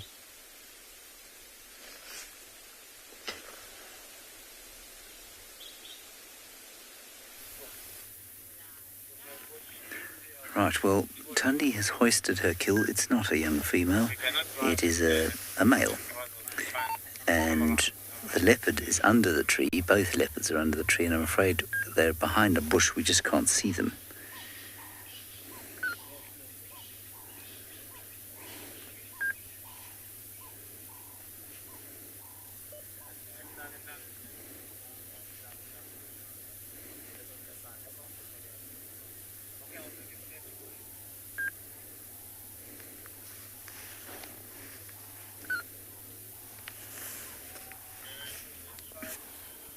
Here we go. There we go. Going up the small tree and down, and now up the big tree. There we go. Excellent.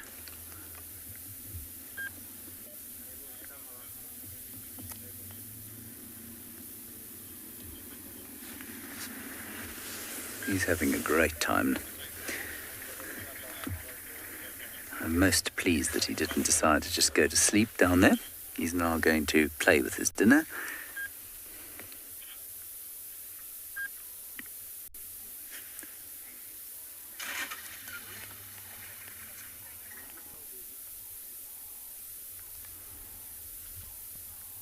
Isn't he gorgeous? That's it. Ears forward, my friend. That's the look you want. Not ears in aeroplane mode.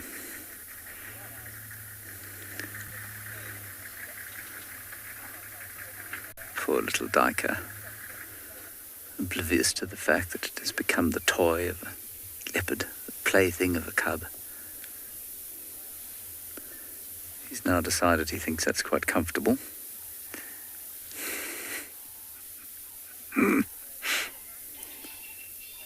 No doubt that he's a male, of course. Now, oh, down. Quite a thud. Looks like he's going to stalk his mother. And if you listen carefully, you'll probably hear her giving him what for very shortly. Actually, I can see her grooming him. Let me move very slightly. I've just got a sort of a view here.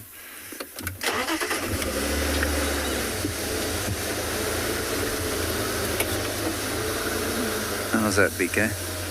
You see anything? That's as far as I can go, I'm afraid. Or I'm going to block everyone's view. Oh, no, I can go a bit forward.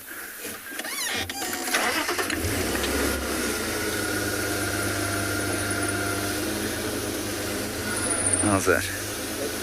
Okay. Inkomo.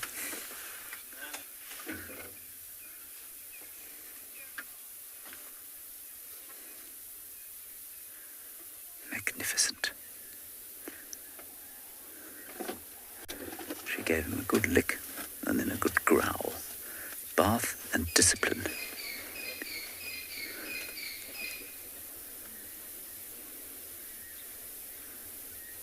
She's got a very distinctive gait, you know, and I think it's born of a stiffness, just a little bit of stiffness in her right shoulder. Oh yeah, Teresa, this would definitely be not too much trouble for the cub to take up the tree, and I say that because the cub probably weighs in the region of 20 kilos now, maybe less than that, maybe 15 to 20 kilos. And that duiker at this current stage of its, I wanted to say existence, it of course doesn't really exist anymore, I suppose it does as a piece of meat, probably weighs in the region of 7 or 8 kilos, and that cub would be strong enough to take it up a tree. Whether it would have the skill to do it or not, I don't know. Now we have no view of either cat at all.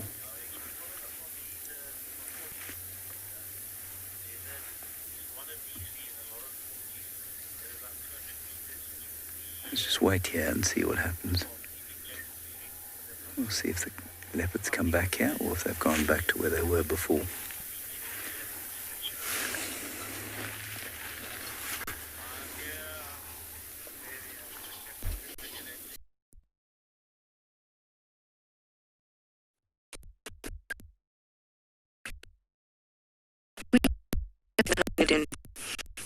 Hut is providing an early dinner for her two little ones. And she was really, really skittish when we first arrived here, so we were quite far back. It took her a long time to call out her cubs.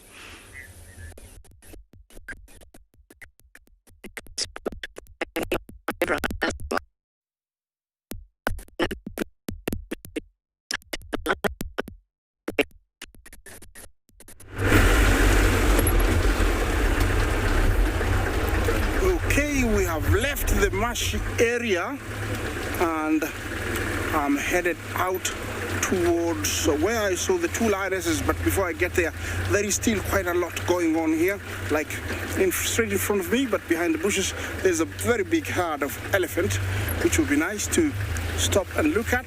This is a perfect area to find our only rare rhino, which I haven't seen one for quite a while.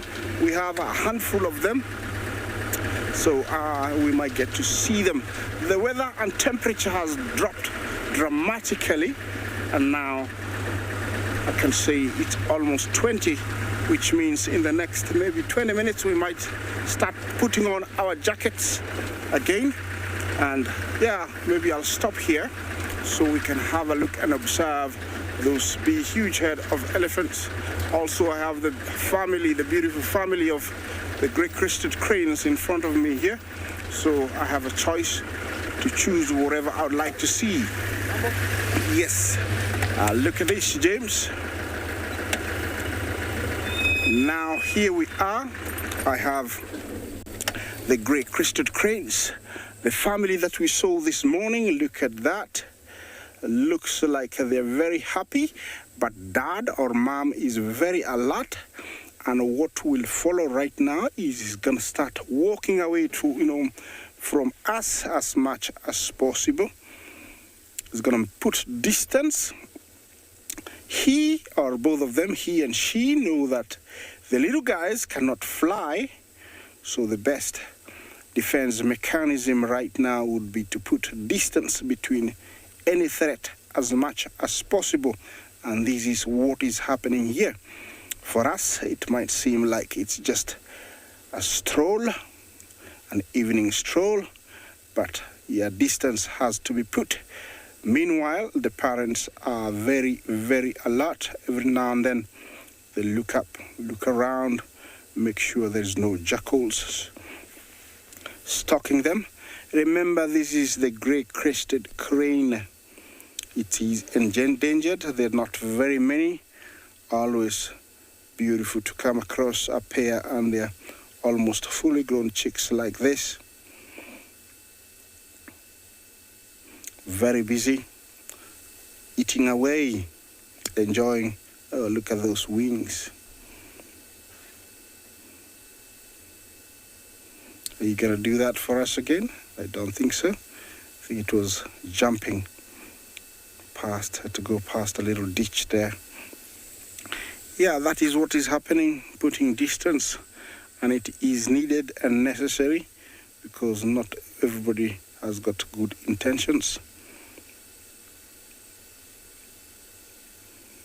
These guys spend a lot of their time on the ground, feeding on everything they can find, to small snakes and rodents, mainly seeds. But under threat, they will fly and perch on a tree. The sounds are amazing. One day we'll get to hear them. Sounds like, oh how, oh how, oh how, oh how.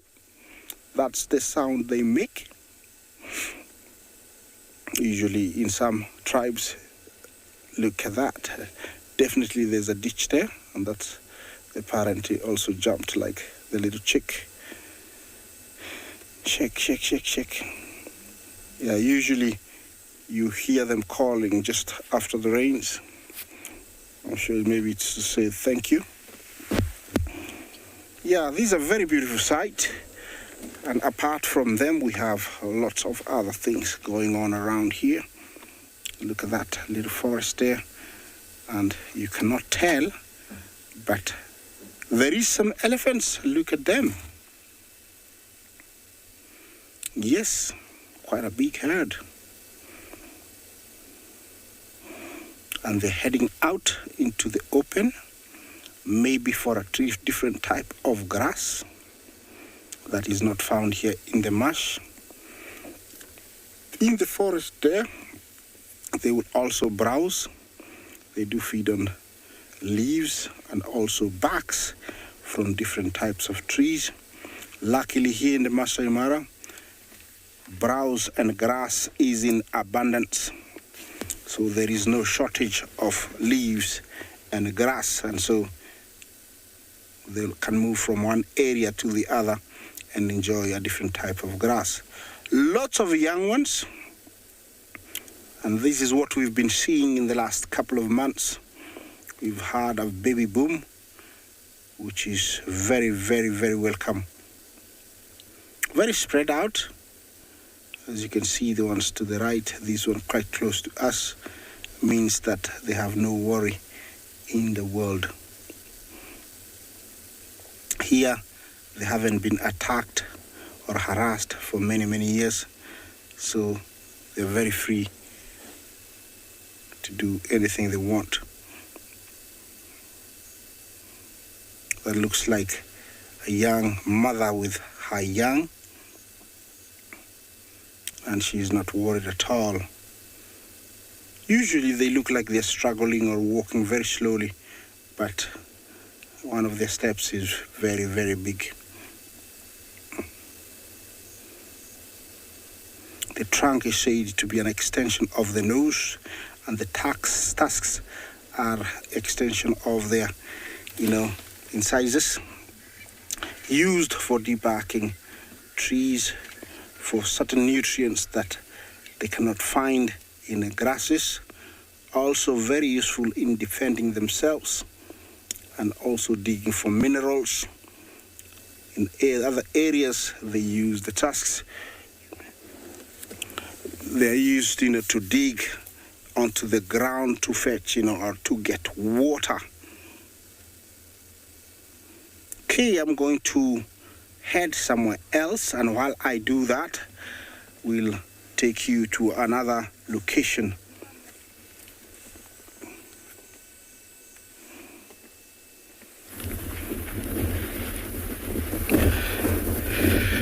Good afternoon, everybody. Welcome to Tswalu Kalahari. My name is Kyle. Behind the camera is Glenn. We have been trekking Mother and True for about 3.5 hours now. In the past 3 days, she has made a huge trek from the western side down southwest. And she has moved plus 20 kilometers easy.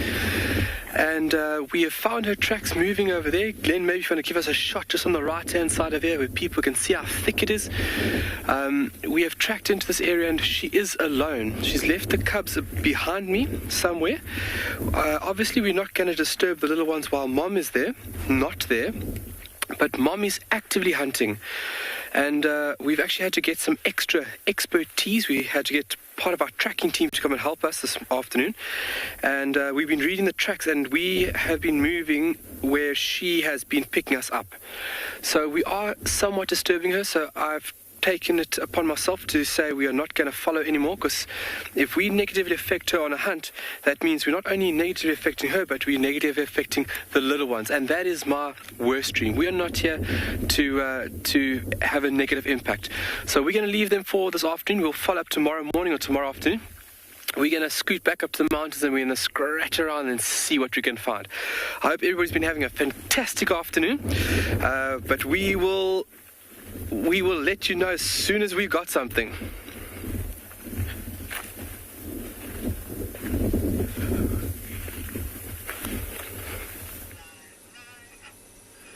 Here she is. We got cut a little bit short there, but it's Heart with her 2 cubs having an early dinner. There's some zebra in the background that's getting her attention every now and then. But other than that, a really peaceful, nice evening for these guys, or early evening. Interestingly, there are a few entrances to this den, but we have no idea whether they're connected inside. And these 2 cubs came out from a different side today, which is quite nice. And I've seen Corky's little one go through the back entrance and come around here.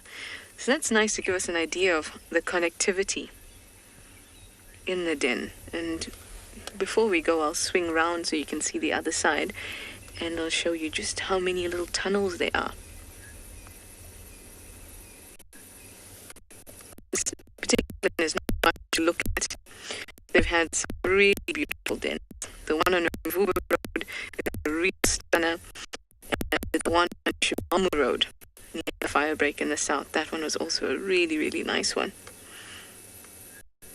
But if we have a look at the other side a little bit later, you'll see that there's lots of little tunnels. So I'm sure these little ones have a lot of fun in there.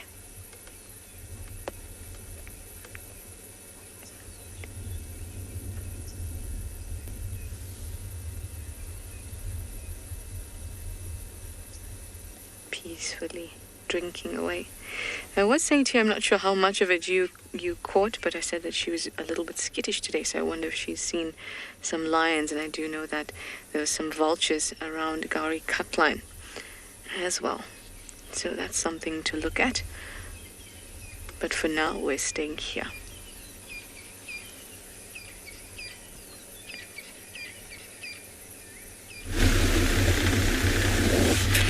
Welcome back to And Beyond Ngala. We are still driving around. We've been doing zigzags around the river area. I think personally it's probably one of the better places to look for animals on this day. And I mean, if you look, we've got a nice vantage point. If you look around us, the conditions aren't ideal. We've got quite a strong wind which is taking the temperature right down, and then we've got this little bit of rain, which means that these animals, especially the animals that are very dependent on their sense of smell and their hearing, will be trying to find shelter. So that's why I think looking around the river where you've got these beautiful big tall trees, very dense bushes, it provides a lot of places to hide and find some shelter. So we're looking for pretty much anything at this stage. We have seen one or two wildebeest, but they weren't very obliging. They moved away from us. We went up towards a waterhole.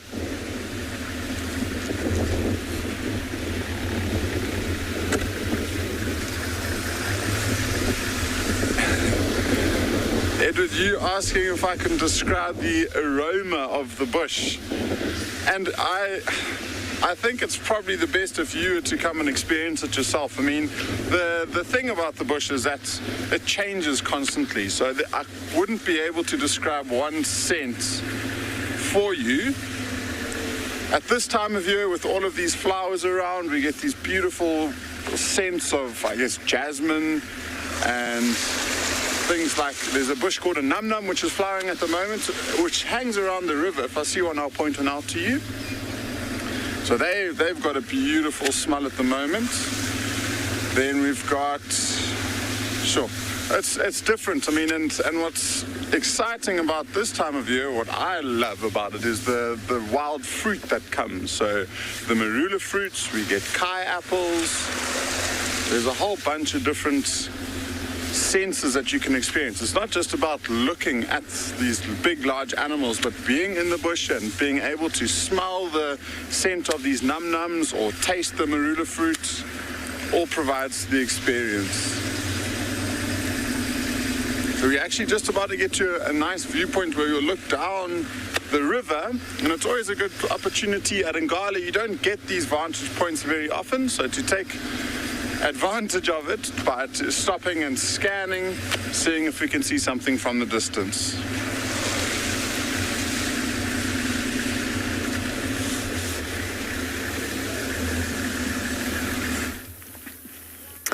Now, we've had a very interesting development here. We were sitting here quietly, couldn't see anything except the duiker hanging in the tree, and then we heard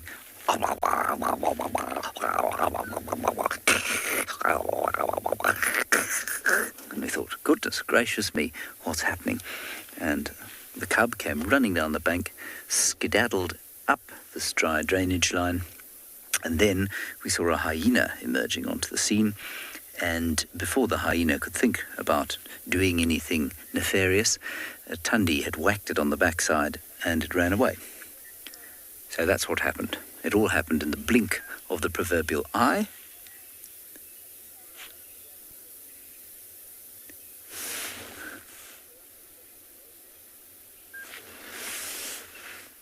And now we've got a little cub up in the tree. Just going to have to get on the radio quickly.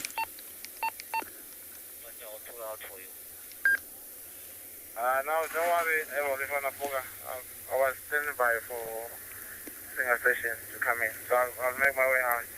You can stay longer if you like.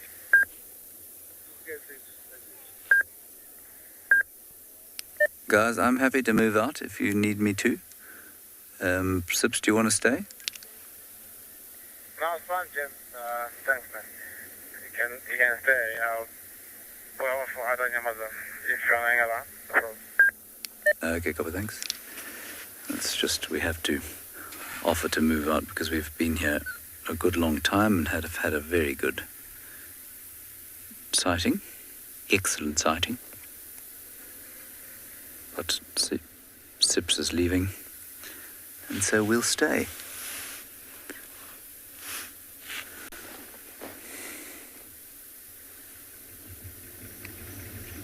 So it's quite interesting. When the hyena came in, the cub didn't run for the tree.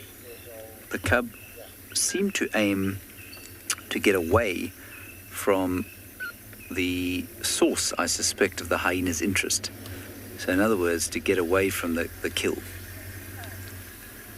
Possibly in the knowledge that the kill is what the hyena was after, far more than it was after any leopard. I thought that was quite interesting.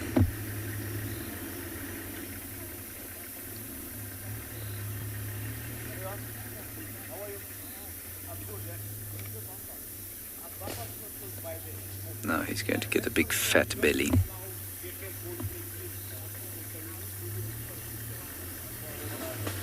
Yeah, they do often knock it out of the tree while they're eating, especially the little ones. And it can be the source of some frustration for the parents, or for the mother, not for the parents. Dad couldn't care less. But absolutely, it can be a source of great frustration for the mother, who's worked so tirelessly to try and make the kill, and then suddenly to have it dropped out of the tree, especially the hyena lying below it. But this is a nice big wide branch, and this is not this cub's first rodeo in a tree with a kill, so, you know, I don't think it's too difficult for him.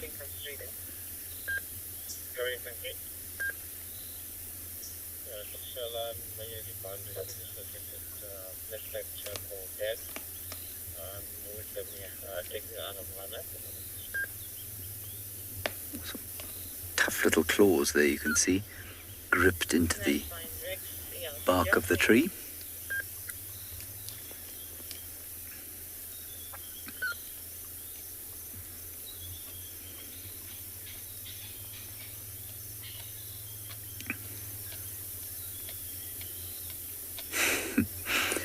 Using his little carnassials, not so little.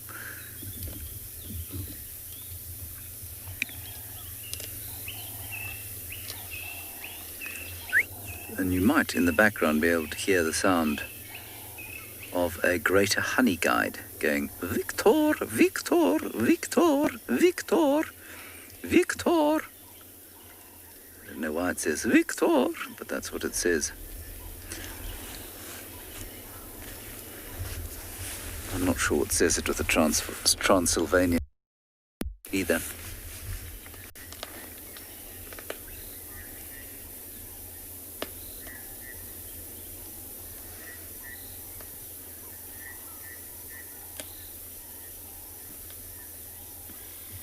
There are even frogs calling this evening, which is quite exciting. Right, let's see if he manages to keep it in the tree or if he drops it to the ground into the jaws of the waiting hyena.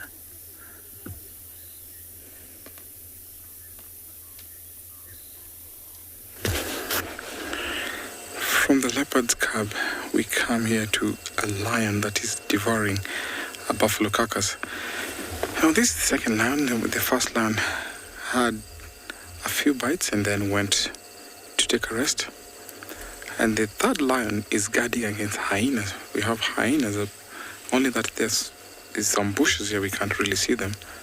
But I'm sure it's going to be frenzy later on. This lion, look at his belly. It seems like he's had so much. So he's covering off the stomach matter. When lions do that at a kill, they always cover the stomach matter so that it cannot stink to attract hyenas. He's brushing off his mane.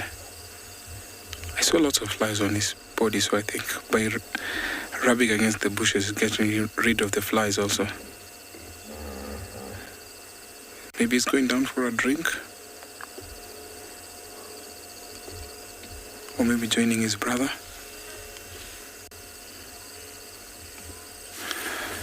So, I think I'll turn back to see some hyenas that are already coming to the sighting here. See one hyena that is out in the open, and I think she is ready to come for the kill, but we have about 4 lions here, so they have to wait. So with the hyena being here, I'm sure the rest of the clan will be joining soon. And at night, when they owl, that's a contact call, they call in the rest of the members, and I'm sure a big number will manage to take rid of these lions here to drive them off from the kill. So it's just taking a rest while watching, because there's a sub-adult lion there. Hyenas, of course, sometimes they are worried. They keep their distance from the male lions. So she has to keep her distance in time before the rest of the clan joins in for this kill. Be happy to see that kind of interaction where the hyenas will come to mob the lions, or if the lions will stand their ground and attack the hyenas. Since that's a big kill, I'm sure these lions have had enough, but when they're outnumbered, then they have no option other than just to walk away. I can see some other hyenas just walking behind the bushes. That's why this hyena is very much concentrated, looking at that direction.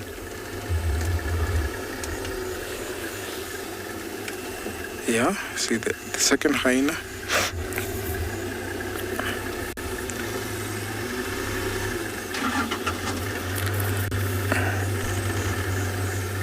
Abraham, thank you so much for your question.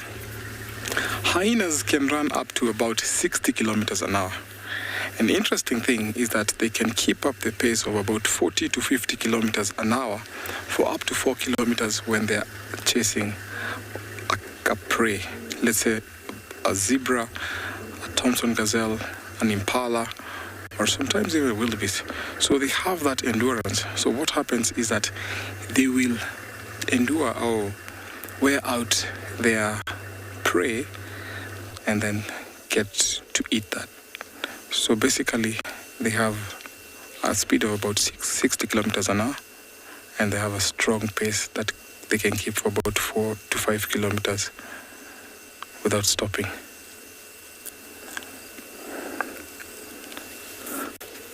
So because it's a big meal, it's a big buffalo kill. Sometimes other hyenas from another clan might come to join in. And so the dominant clan within this particular area will try to defend off and chase the other hyenas. So during that time, a very big fight ensues. So what I'm expecting right now is these hyenas might come and drive the lions off their kill. The lion might try also to defend the kill. Maybe other hyenas can be able to come in. They have a strong sense of smell. They can smell carrion 4 kilometers downwind. Can you imagine? So it's that time of the day when hyenas are becoming active. They're always nocturnal, but you always see or encounter them during the day. But typically you find them at night doing the activity, going for a hunt, scavenging. Despite them scavenging also, 75 to 80% of their kill comes from their hunting on their own. But whenever because we have a big population of land here, so whenever these killed, these hyenas get an advantage of eating whatever has remained.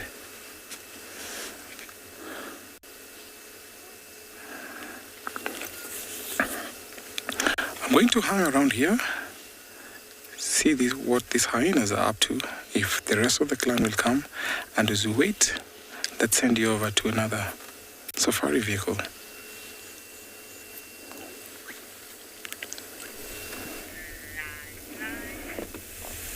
Yes, from hyenas and lions and all the eating and back to our greatest grazers and browsers, the elephant. This is a totally different location. Don't be cheated that I've been stopping in the same spot all this time. I have moved quite a long way. Yes, and I'm on the road that comes from Olololo and it takes you all the way to Serena, halfway in between there. This is totally a very different herd. They're quite far off from the others, and still the same thing that they do best is what they're doing, eating as much as they can. It is said a fully grown elephant eats almost a quarter of a ton of grass per day. It's a lot of food. I think it would take about 3 to 4 years for a human to finish that sort of food. It's a lot of food. 250 kilos of food is a lot of food. And here we have lots of young ones, a mixture of young ones and their mothers. I don't know what that little guy is doing. Yes, but you can tell he's picked up something. So already I think his or her trunk has developed some muscles that are much needed to pluck, to be able to grab and twist and hold on to grasses and to pull. Look at that. I think, yeah, he's doing it. So he's almost about maybe 3 months. So he's doing quite well. At the beginning, when the young, usually shocked to find that they have this thing hanging from their forehead, and you can see them sometimes to get rid of it by twisting and trying to throw it away as much as possible.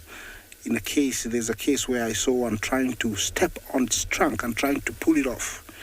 That's how they're not attached to it at the beginning, but as soon as it starts getting useful to developing muscles, then they really use it. The guy there wants to drink.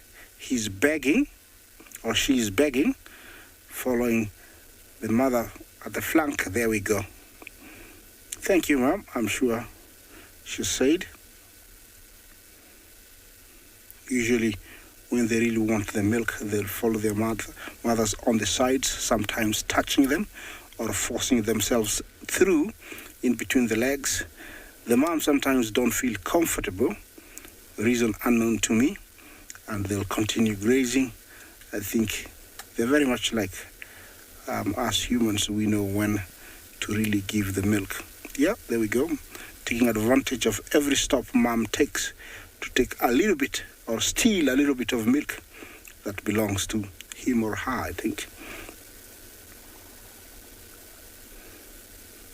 The elephants here, because of not being troubled by anybody over the years, have learned to move towards human habitated areas up on the escarpment, and this is one of the areas they can easily go up. They would walk up outside the conservancy and they would go feed on grasses that haven't been fully utilized on certain trees, like the magic guaris that are in abundance up there. Then early in the morning, they come down. These guys, I would think they're heading towards Olololo, that area, and maybe towards our camp. It's quite a long way, but they might make it by around 10 o'clock. Because, when they decide to move, elephants can walk long distances. Yeah, the little guy still begging? Yes. Yeah. Oh, these are different one. He's slightly bigger. Yeah, this slightly bigger one, trying to beg for some milk. I don't know if it's able, trying to position. You can see it's quite an art to try and pick up where the teat is when you have a long trunk that's getting too big, and also the tusks. And I think this is about time when he stops drinking, because already those tusks are too big. Look at them. Yeah, remember, this is live. It's coming from the Mara Triangle in the Masai Mara, in Kenya, in East Africa. Yeah, to continue talking to us, #WildEarth, comments and questions are very welcome. What is happening there? Trying to beg for some more. There we go, trying to get some. I don't know if he will be able, but while I wait to see if he's going to be able, let's see what is happening somewhere else.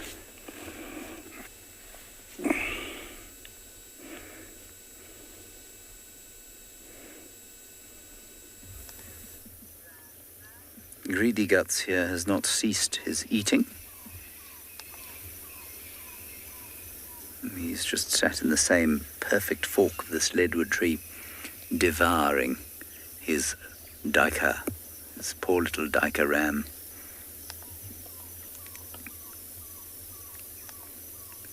There are a surprising number of duiker, you know. When you drive around at night with a spotlight, it's when you see them the most, because their eyes shine, of course, and so you see them shining out of many bushes.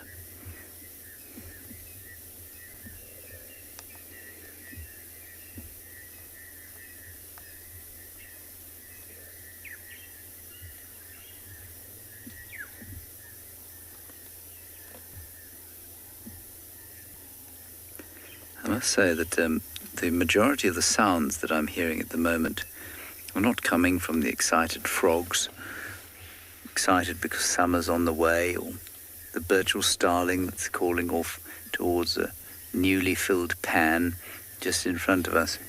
Indeed, no, it's not even the crunching of the bones that this young cub is is making. No, it is the sound of BK's incredibly hungry stomach going.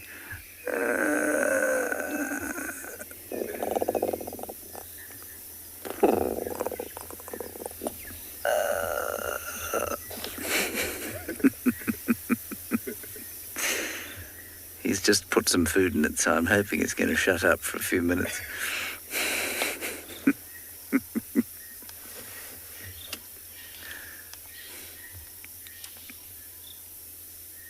But who knows?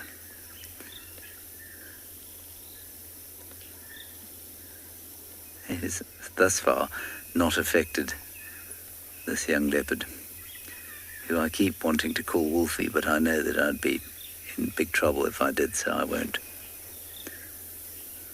I can't be in big trouble if someone else called him that, though, can I?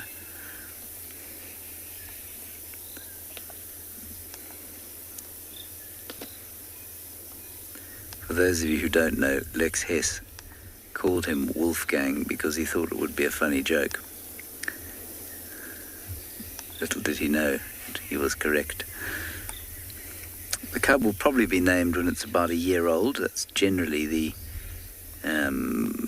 tradition. Although, no, at Wild Earth we've named them a lot earlier than that, because obviously viewers like to have a name to the leopard. So do we. We also enjoy it. I would name them before a year.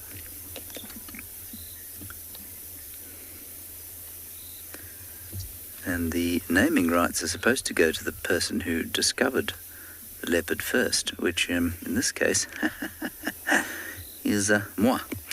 I don't think moi will be given the honour, unfortunately. We normally defer, and I probably would defer, to Rexon or Aubrey. In fact, I definitely would. They're the two senior guides at Djuma, and they'd come up with a name.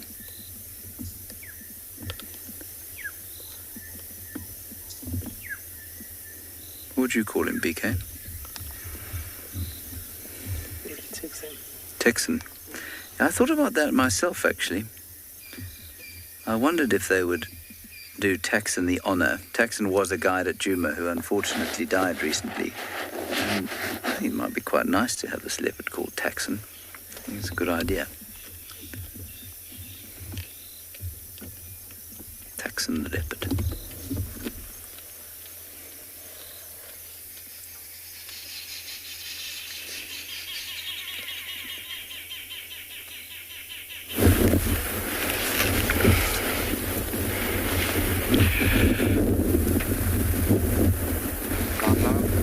All right, take a look at this.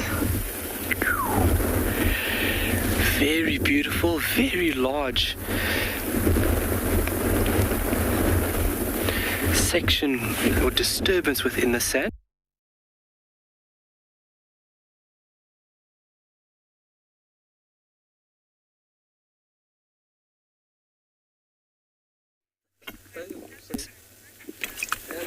All right. Look what we've come across. Another wonderful sighting that nature has provided. How amazing is this? Yeah, you really get to see this kind of sighting, and it's one amazing one. I must say how happy I am. You cannot believe it. I hope you're enjoying it. They are sleepy, but being on a tree as a lion, it is something out of this world. They rarely climb because they are very clumsy when coming down, and actually it is also very dangerous for them. They can break their limbs or even get stuck.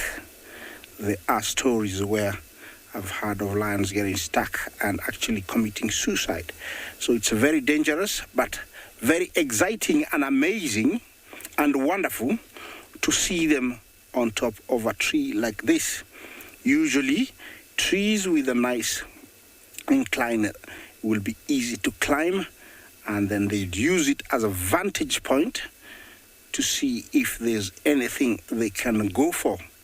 And this is the case, which is also throwaways other animals because they are looking on the ground, not noticing them on top of a tree. Once they have noticed there is nothing, usually they will take a nap, sleep, and actually wait until there is something. Okay, looks like the one to the right is trying to reposition. Well, I don't know if she's repositioning or wants to come down, but I'm gonna wait to see what she's doing while we find out about other locations.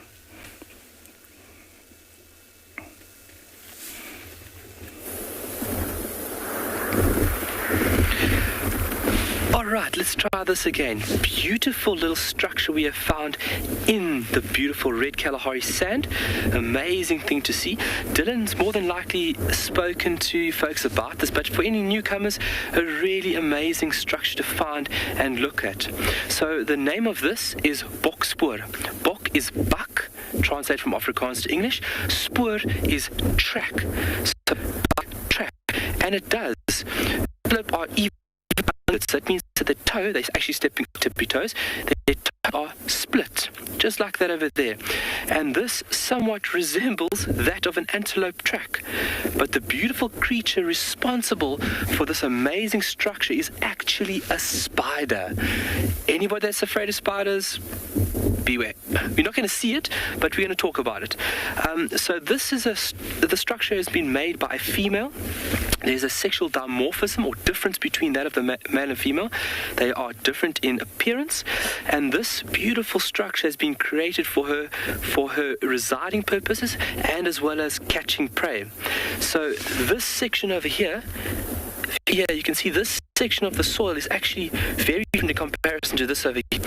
This is that she has, with her spinnerets, manipulated the structure of the silk to make it flat. Silk can be round, it can be flat. They can actually manipulate the structure of the silk depending on what they need it for.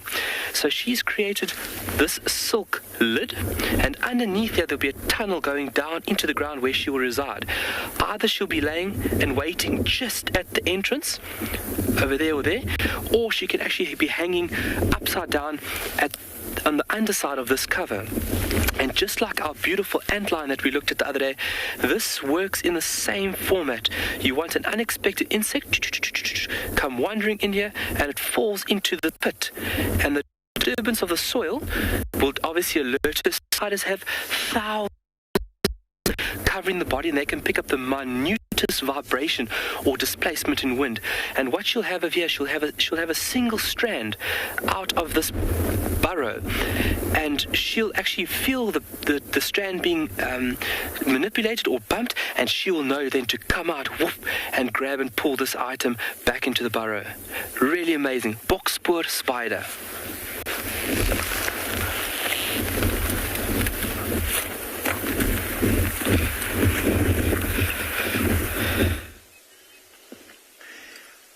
Here we go, guys. As you can see, right in front of us, we have a quite a nice herd of buffalo. They're actually slowly making their way far from the waterhole, but it's just like they get more curious as they can see us. We are actually in our Pinda airstrip. As you can see, that line right in front of a buffalo.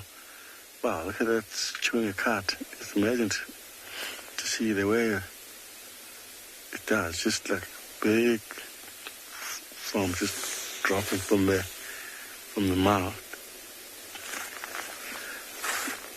So then, well, they will just they're like moving around. Start grazing now. Actually, they were checking it down. There's like old pen system there. They're just checking if there's any water, but I believe it's very dry for now. There's no water at all. So they're like kind of slowly moving, but at the same time they're very curious, checking on us. Well, quite a few young bulls. Look at that little one. They're funny looking, their little horns. Ah, look at that big cow on the right. She's quite a big cow. Looks like they lost their plan now because they're slowly heading down to the air. And where they were heading to the water. Wow, look at that, cool.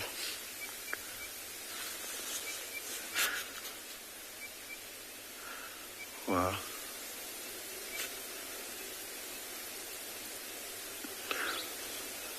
Yeah, look at them. Just it looks like it's just gone stationary for now.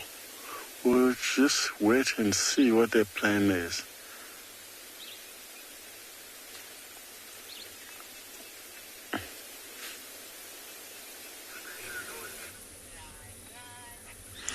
We've had to just leave the den for a little bit to allow the other cars to come in and have a look. And then we spotted these 3 giraffe in the distance. Quite far in the distance. But they seem to have spotted me already. There's 3 of them, and I quite like when we're far away, as I've told you with elephants as well, because it feels like when you're really getting their natural behavior. And also the type of view you get is a little bit different. It's nice to get the close-ups and all of that. But it's also nice to see the 3 of them like this, doing all sorts of formations. They made a little heart earlier. I don't know if you can hear, there's a battalier calling in the background. Oh, I see them. There's a tree off to the right.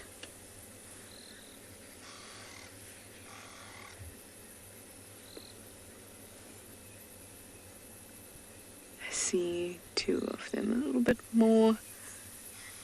Actually, quite a bit more. I actually hope we'll be able to see them. Or will they be obstructed by this magic warrior in front of me? Let's see. There they are, on the top of the screen.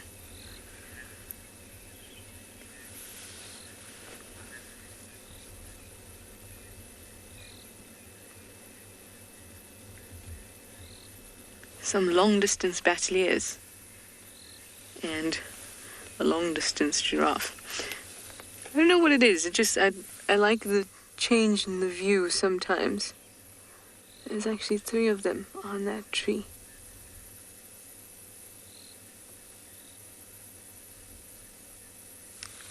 They sound very, very squawky when they call. A little like a chicken. I think that's what might have gotten the giraffe's attention when it was busy calling. Now the giraffes have relaxed. They're starting to eat again.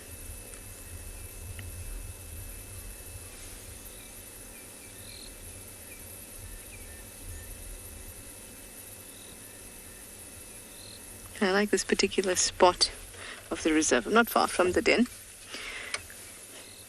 but you get to hear a lot. And I always feel that around this time, all the sounds come alive.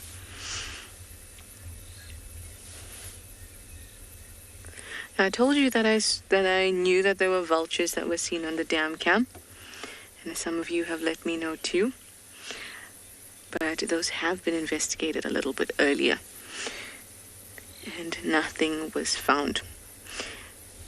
The other guides think that whatever it was is now done, because there seems to be nothing of interest around there. And maybe that means that lions were there and moved off, because there were quite a lot of vultures.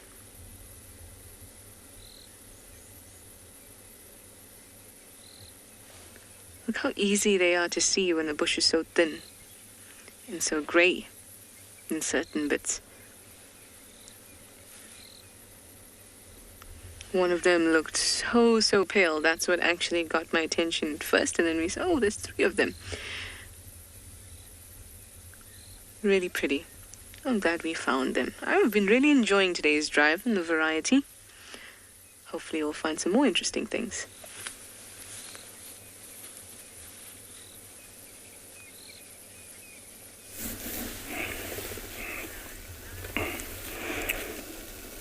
Here we are still but the lions have woken up, and I think they're wondering, how did we get up here and how are we gonna get down?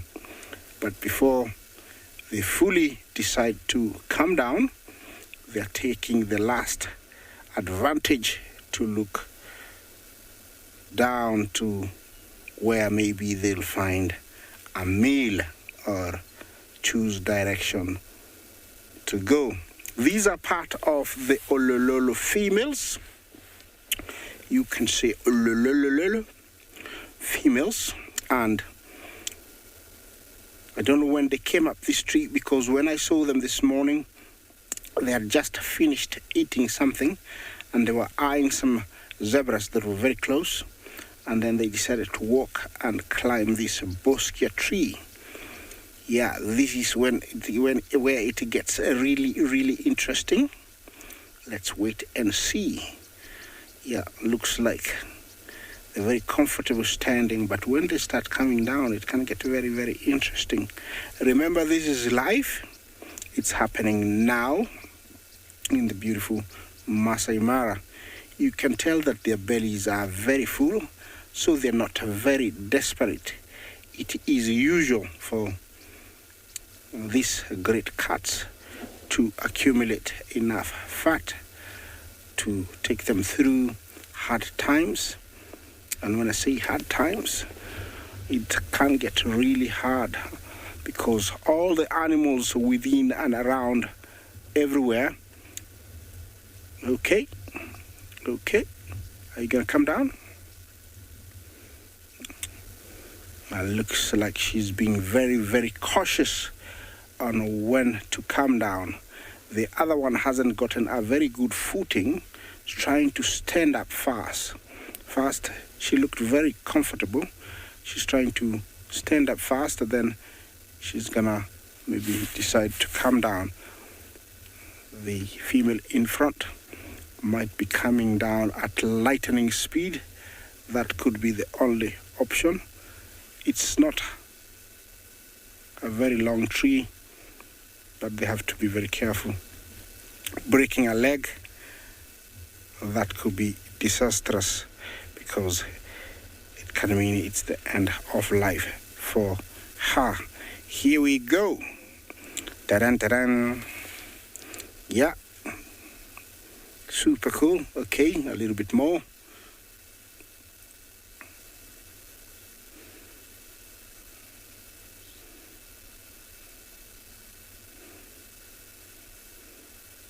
I hope the one behind is watching to where she can put her foot. Maybe they've done this before. They've been up the tree. I don't know. Could be their first time. But the one in front is really being careful. Looks much more mature, older, experienced. That's why she's taking her time while taking advantage to look around and see. Are you gonna sit down? Oh, beautiful. How about that for a picture? So beautiful. Are you gonna lay down on your belly? No.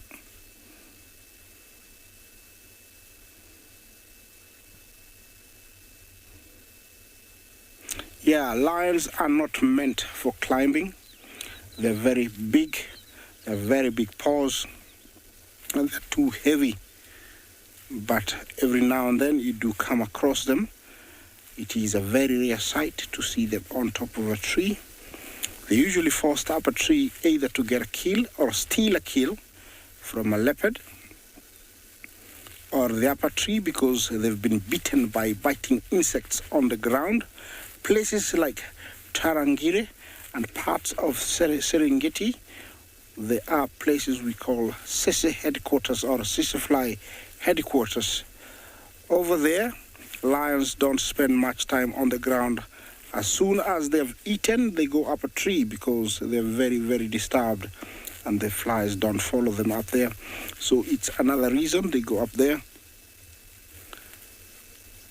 And I think the third one is a vantage point. You know, they have a very good sight.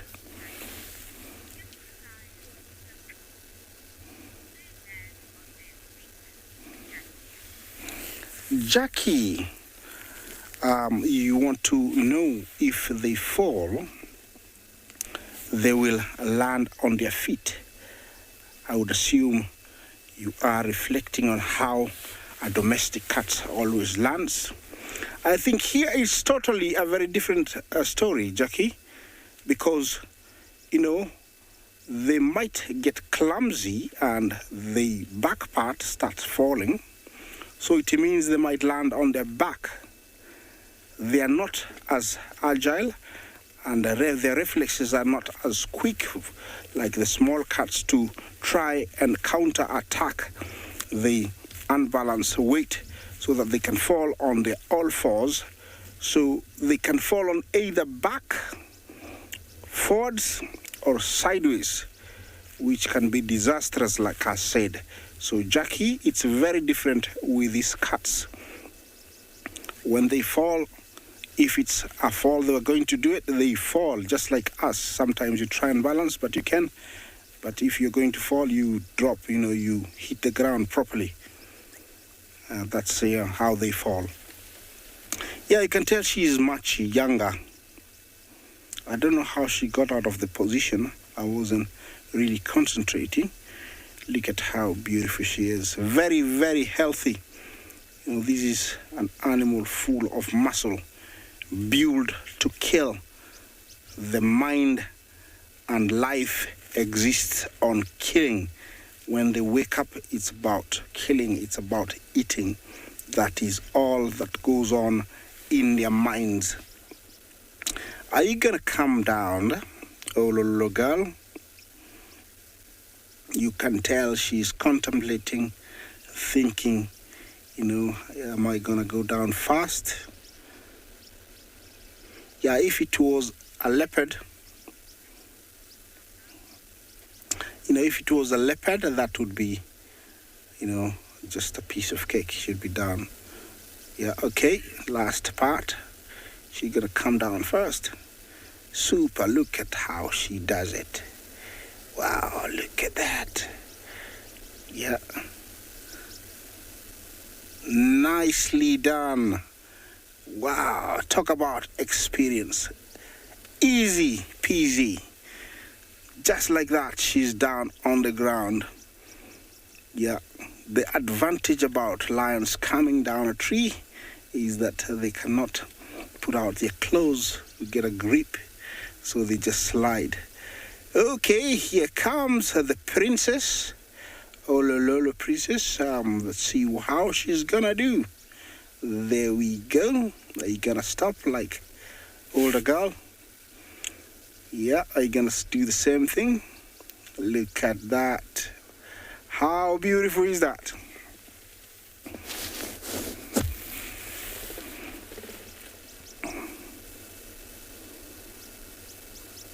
I hope you're enjoying the ambience, the sound that's being made by our sisticolors and frogs. Okay, here we go.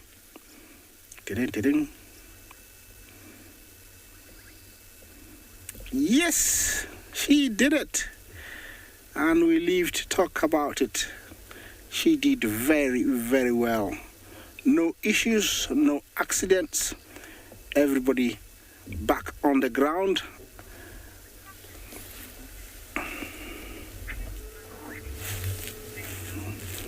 Michelle, thank you for your comment. You say 10 over 10. Absolutely. It is that. Yeah. She did very well. And now on the ground, I don't know if she located what she wanted to go for. And, oh, no. A little bit of a nap. Was it too much of energy used? I don't think so. But staying up there, I think, was intense and sensitive. And so, I think they were not rested until now that they're on the ground. Look, and now she's up once more, looking. Maybe she's going to decide to make dinner later on. That was wonderful. Let's go and find some more wonderful stuff.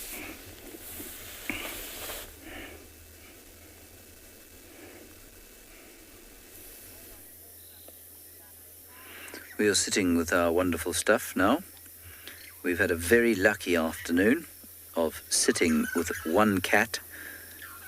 It's been very pleasant. Tswalu has done the majority of the trawling around Juma today. So we've been lucky. And hopefully our luck will persist. I'm sure Tswalu will come down here in the morning, weather allowing. The weather was so dreadful this morning that it fried our communications. And even if those had been up, I don't think we'd have been able to go out. It was raining so hard. Anyway, more than made up for it this afternoon.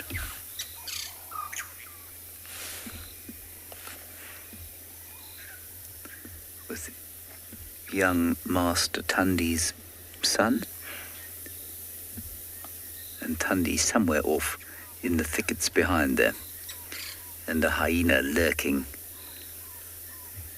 Although if it's got any sense, it'll be lurking quite far off. It won't have given up, though.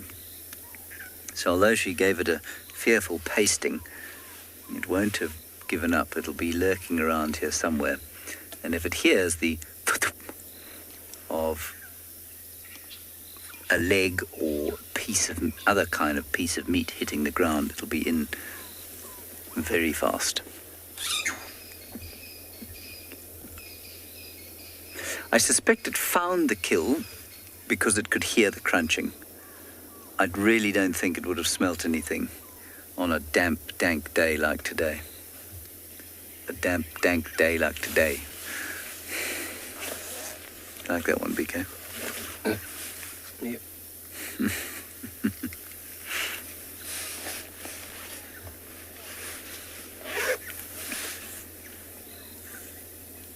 Oh yes, Jenna, there's no doubt that the cub will eat the tongue. He's eaten 2 ears while you've been away. He's probably eaten the tongue as well. The only things that he won't eat are bones too big for him to crunch, so maybe the femur and maybe the humerus of the duiker. But he will eat just about everything else. The skull he'll try and crack open, and if he doesn't, his mother will. The teeth he won't eat, so he'll probably leave those, and the jawbone he'll leave.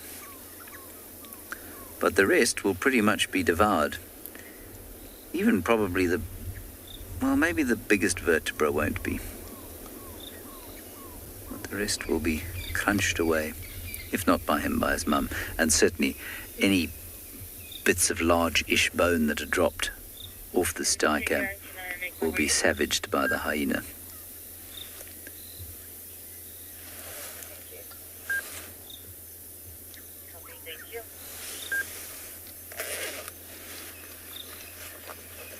He's had a thoroughly good feed though since the hyena disappeared.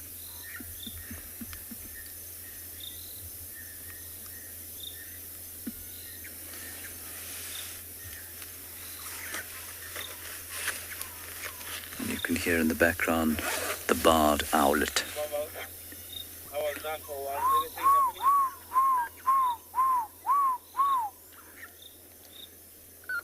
Tiny little owl. Likes to live in these riverine areas. He's got a very pink tongue, does our little leopard. You can see probably the tongue of the duiker is gone.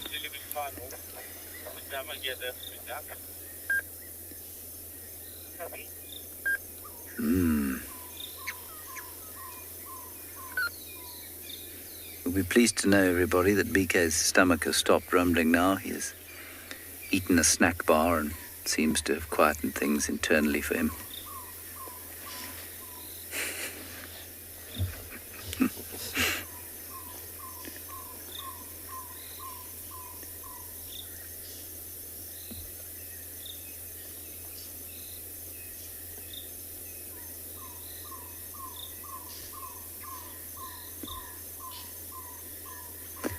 It's a perfect tree, really, that she's draped the duiker in, because there's a nice wide platform on which he can sit.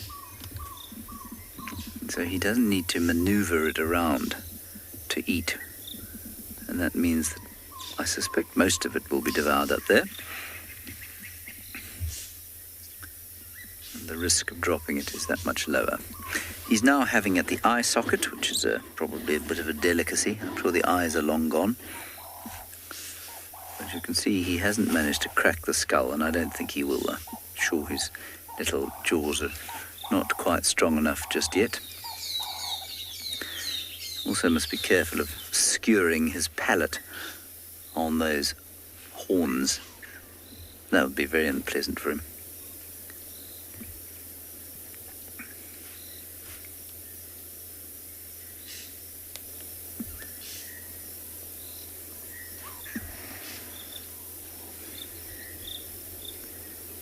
You can hear the wind starting to come up now.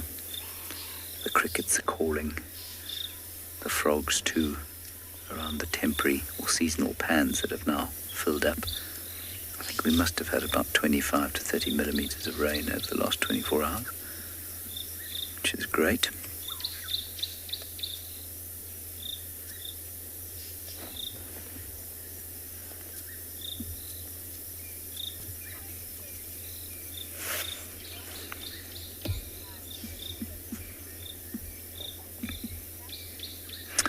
Oh, now Jenny, will I remember the explanation to this? Okay, so if I'm not mistaken, the slitted pupil is more common on the smaller cats because they don't do a great deal of chasing.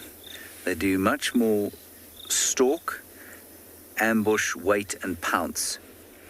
And as far as I remember, and I could have forgotten this, but as far as I remember, what that slitted pupil does for some reason, and I don't remember the physics behind it, but it allows them to judge that pouncing distance much more accurately. Whereas while this is an ambush predator, obviously, there is obviously a brief chase when they, well, normally a brief chase when they attack their prey. And with cheetah and with lions, that chase is often a bit longer. And they have got the round pupils, which tends to help with that, apparently. And I think that's the reason. The other interesting one is the horizontal pupils of a lot of the herbivores. And those are horizontal because it allows them a greater field of view so that they can look further around them. I don't think they can't judge distance nearly as accurately as an animal with the eyes in the front of its head, like the cats. But what's doubly interesting about those herbivore eyes is that they tilt. So as the animal puts its head down, it's like a spirit level, they tilt so that the pupil remains horizontal to the ground, allowing the animal a full field of view, probably about 270 to 290 degrees or so, maybe even more, all the way around. And it doesn't change when they put their heads down or lift their heads up again. So that part of it I do remember. And I think it is the pouncing cats that are much more likely to have the slit pupil, vertically slit pupil. There we go.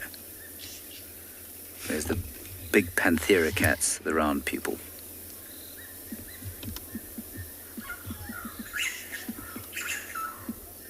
Right, it's getting dark now, and so we're going to leave this young kitty and his mum, and we'll make our way slowly back towards the camp and see if we can find anything on the way.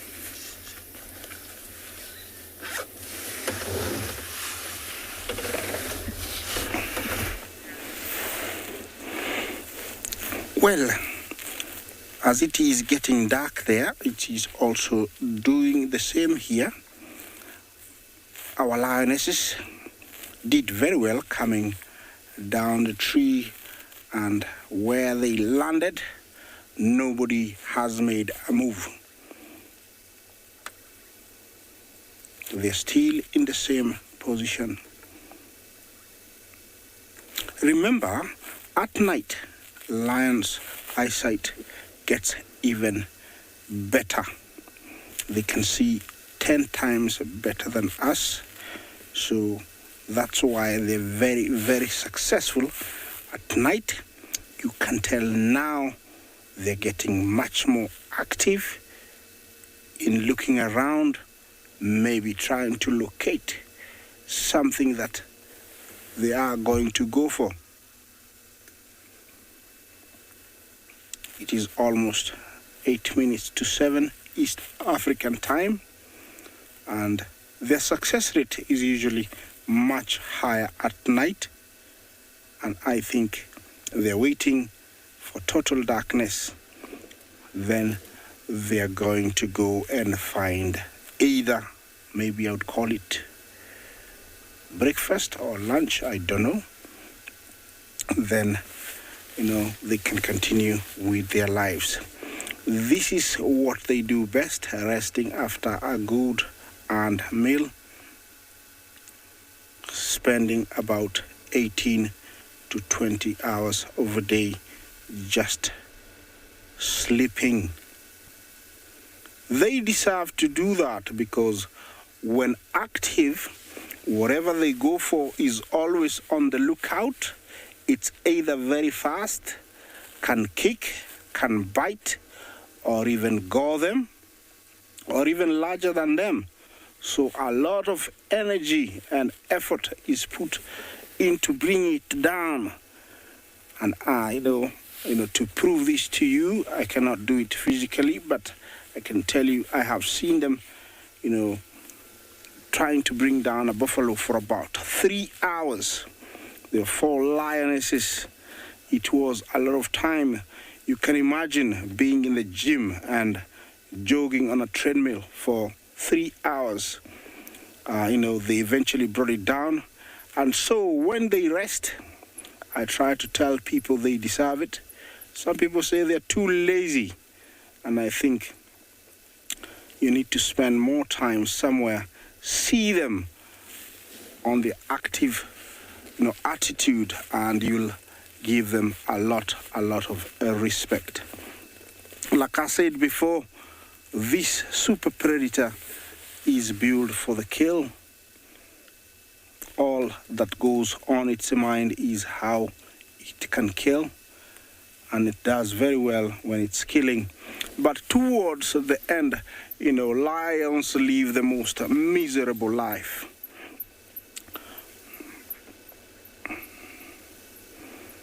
Yes, I'm waiting here to see what's going to happen. I don't know how dark it is in other locations.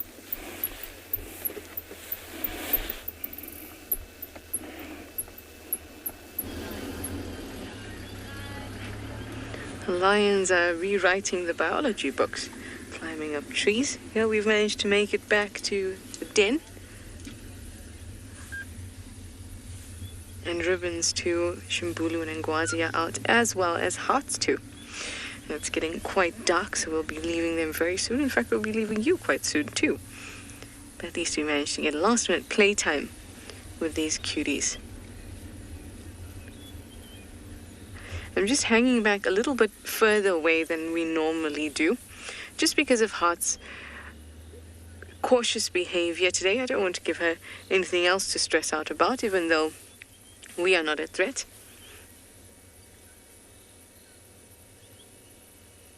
And she is definitely a lot more alert today. Not that these cubs mind at all, they're just having the time of their lives. I was just waiting for Corky's little thing to come out too, so we can complete the set.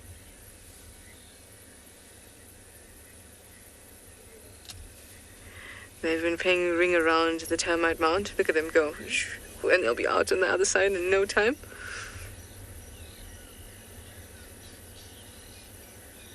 There they come, back again. And around again.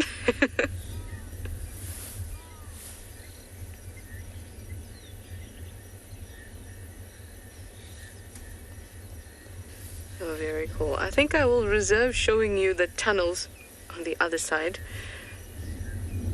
for a time when Heart or any other adult is a little bit more relaxed.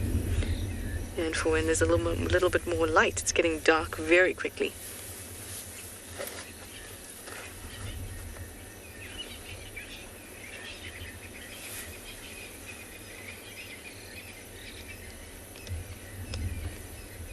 So much energy after their early dinner. All of these cubs play so well together. It sounds like such a human thing. Can you hear their little feet? Tip-a-tap, tip-a-tap.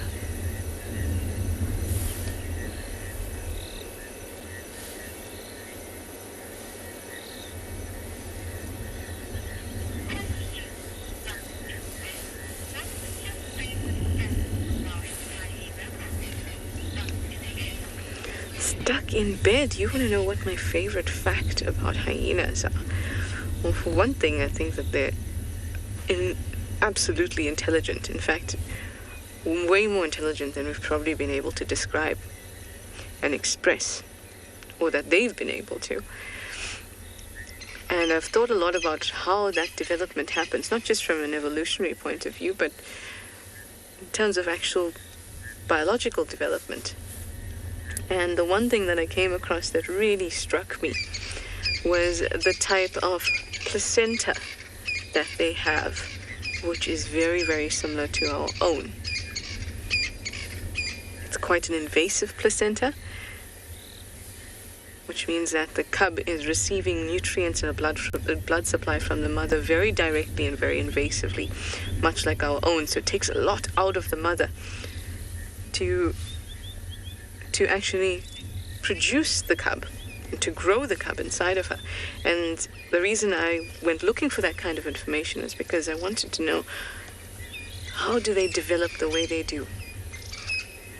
So ready to fight, so ready to walk, to see, to fight for their dominance. They're just a very, very impressive species. And I have plenty of facts that I love about them, but that is a nice one that I don't hear often. And now they've decided to stick behind the sticks. But that's okay. We've had a wonderful afternoon with them, even if it was short. At least we got to see them and do a bit of a cub count. I wish Corky's little one would come out, but I guess next time.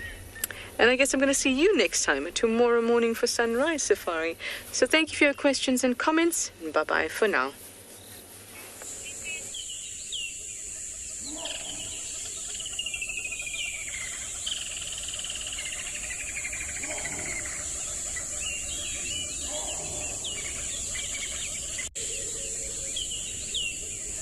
Yeah.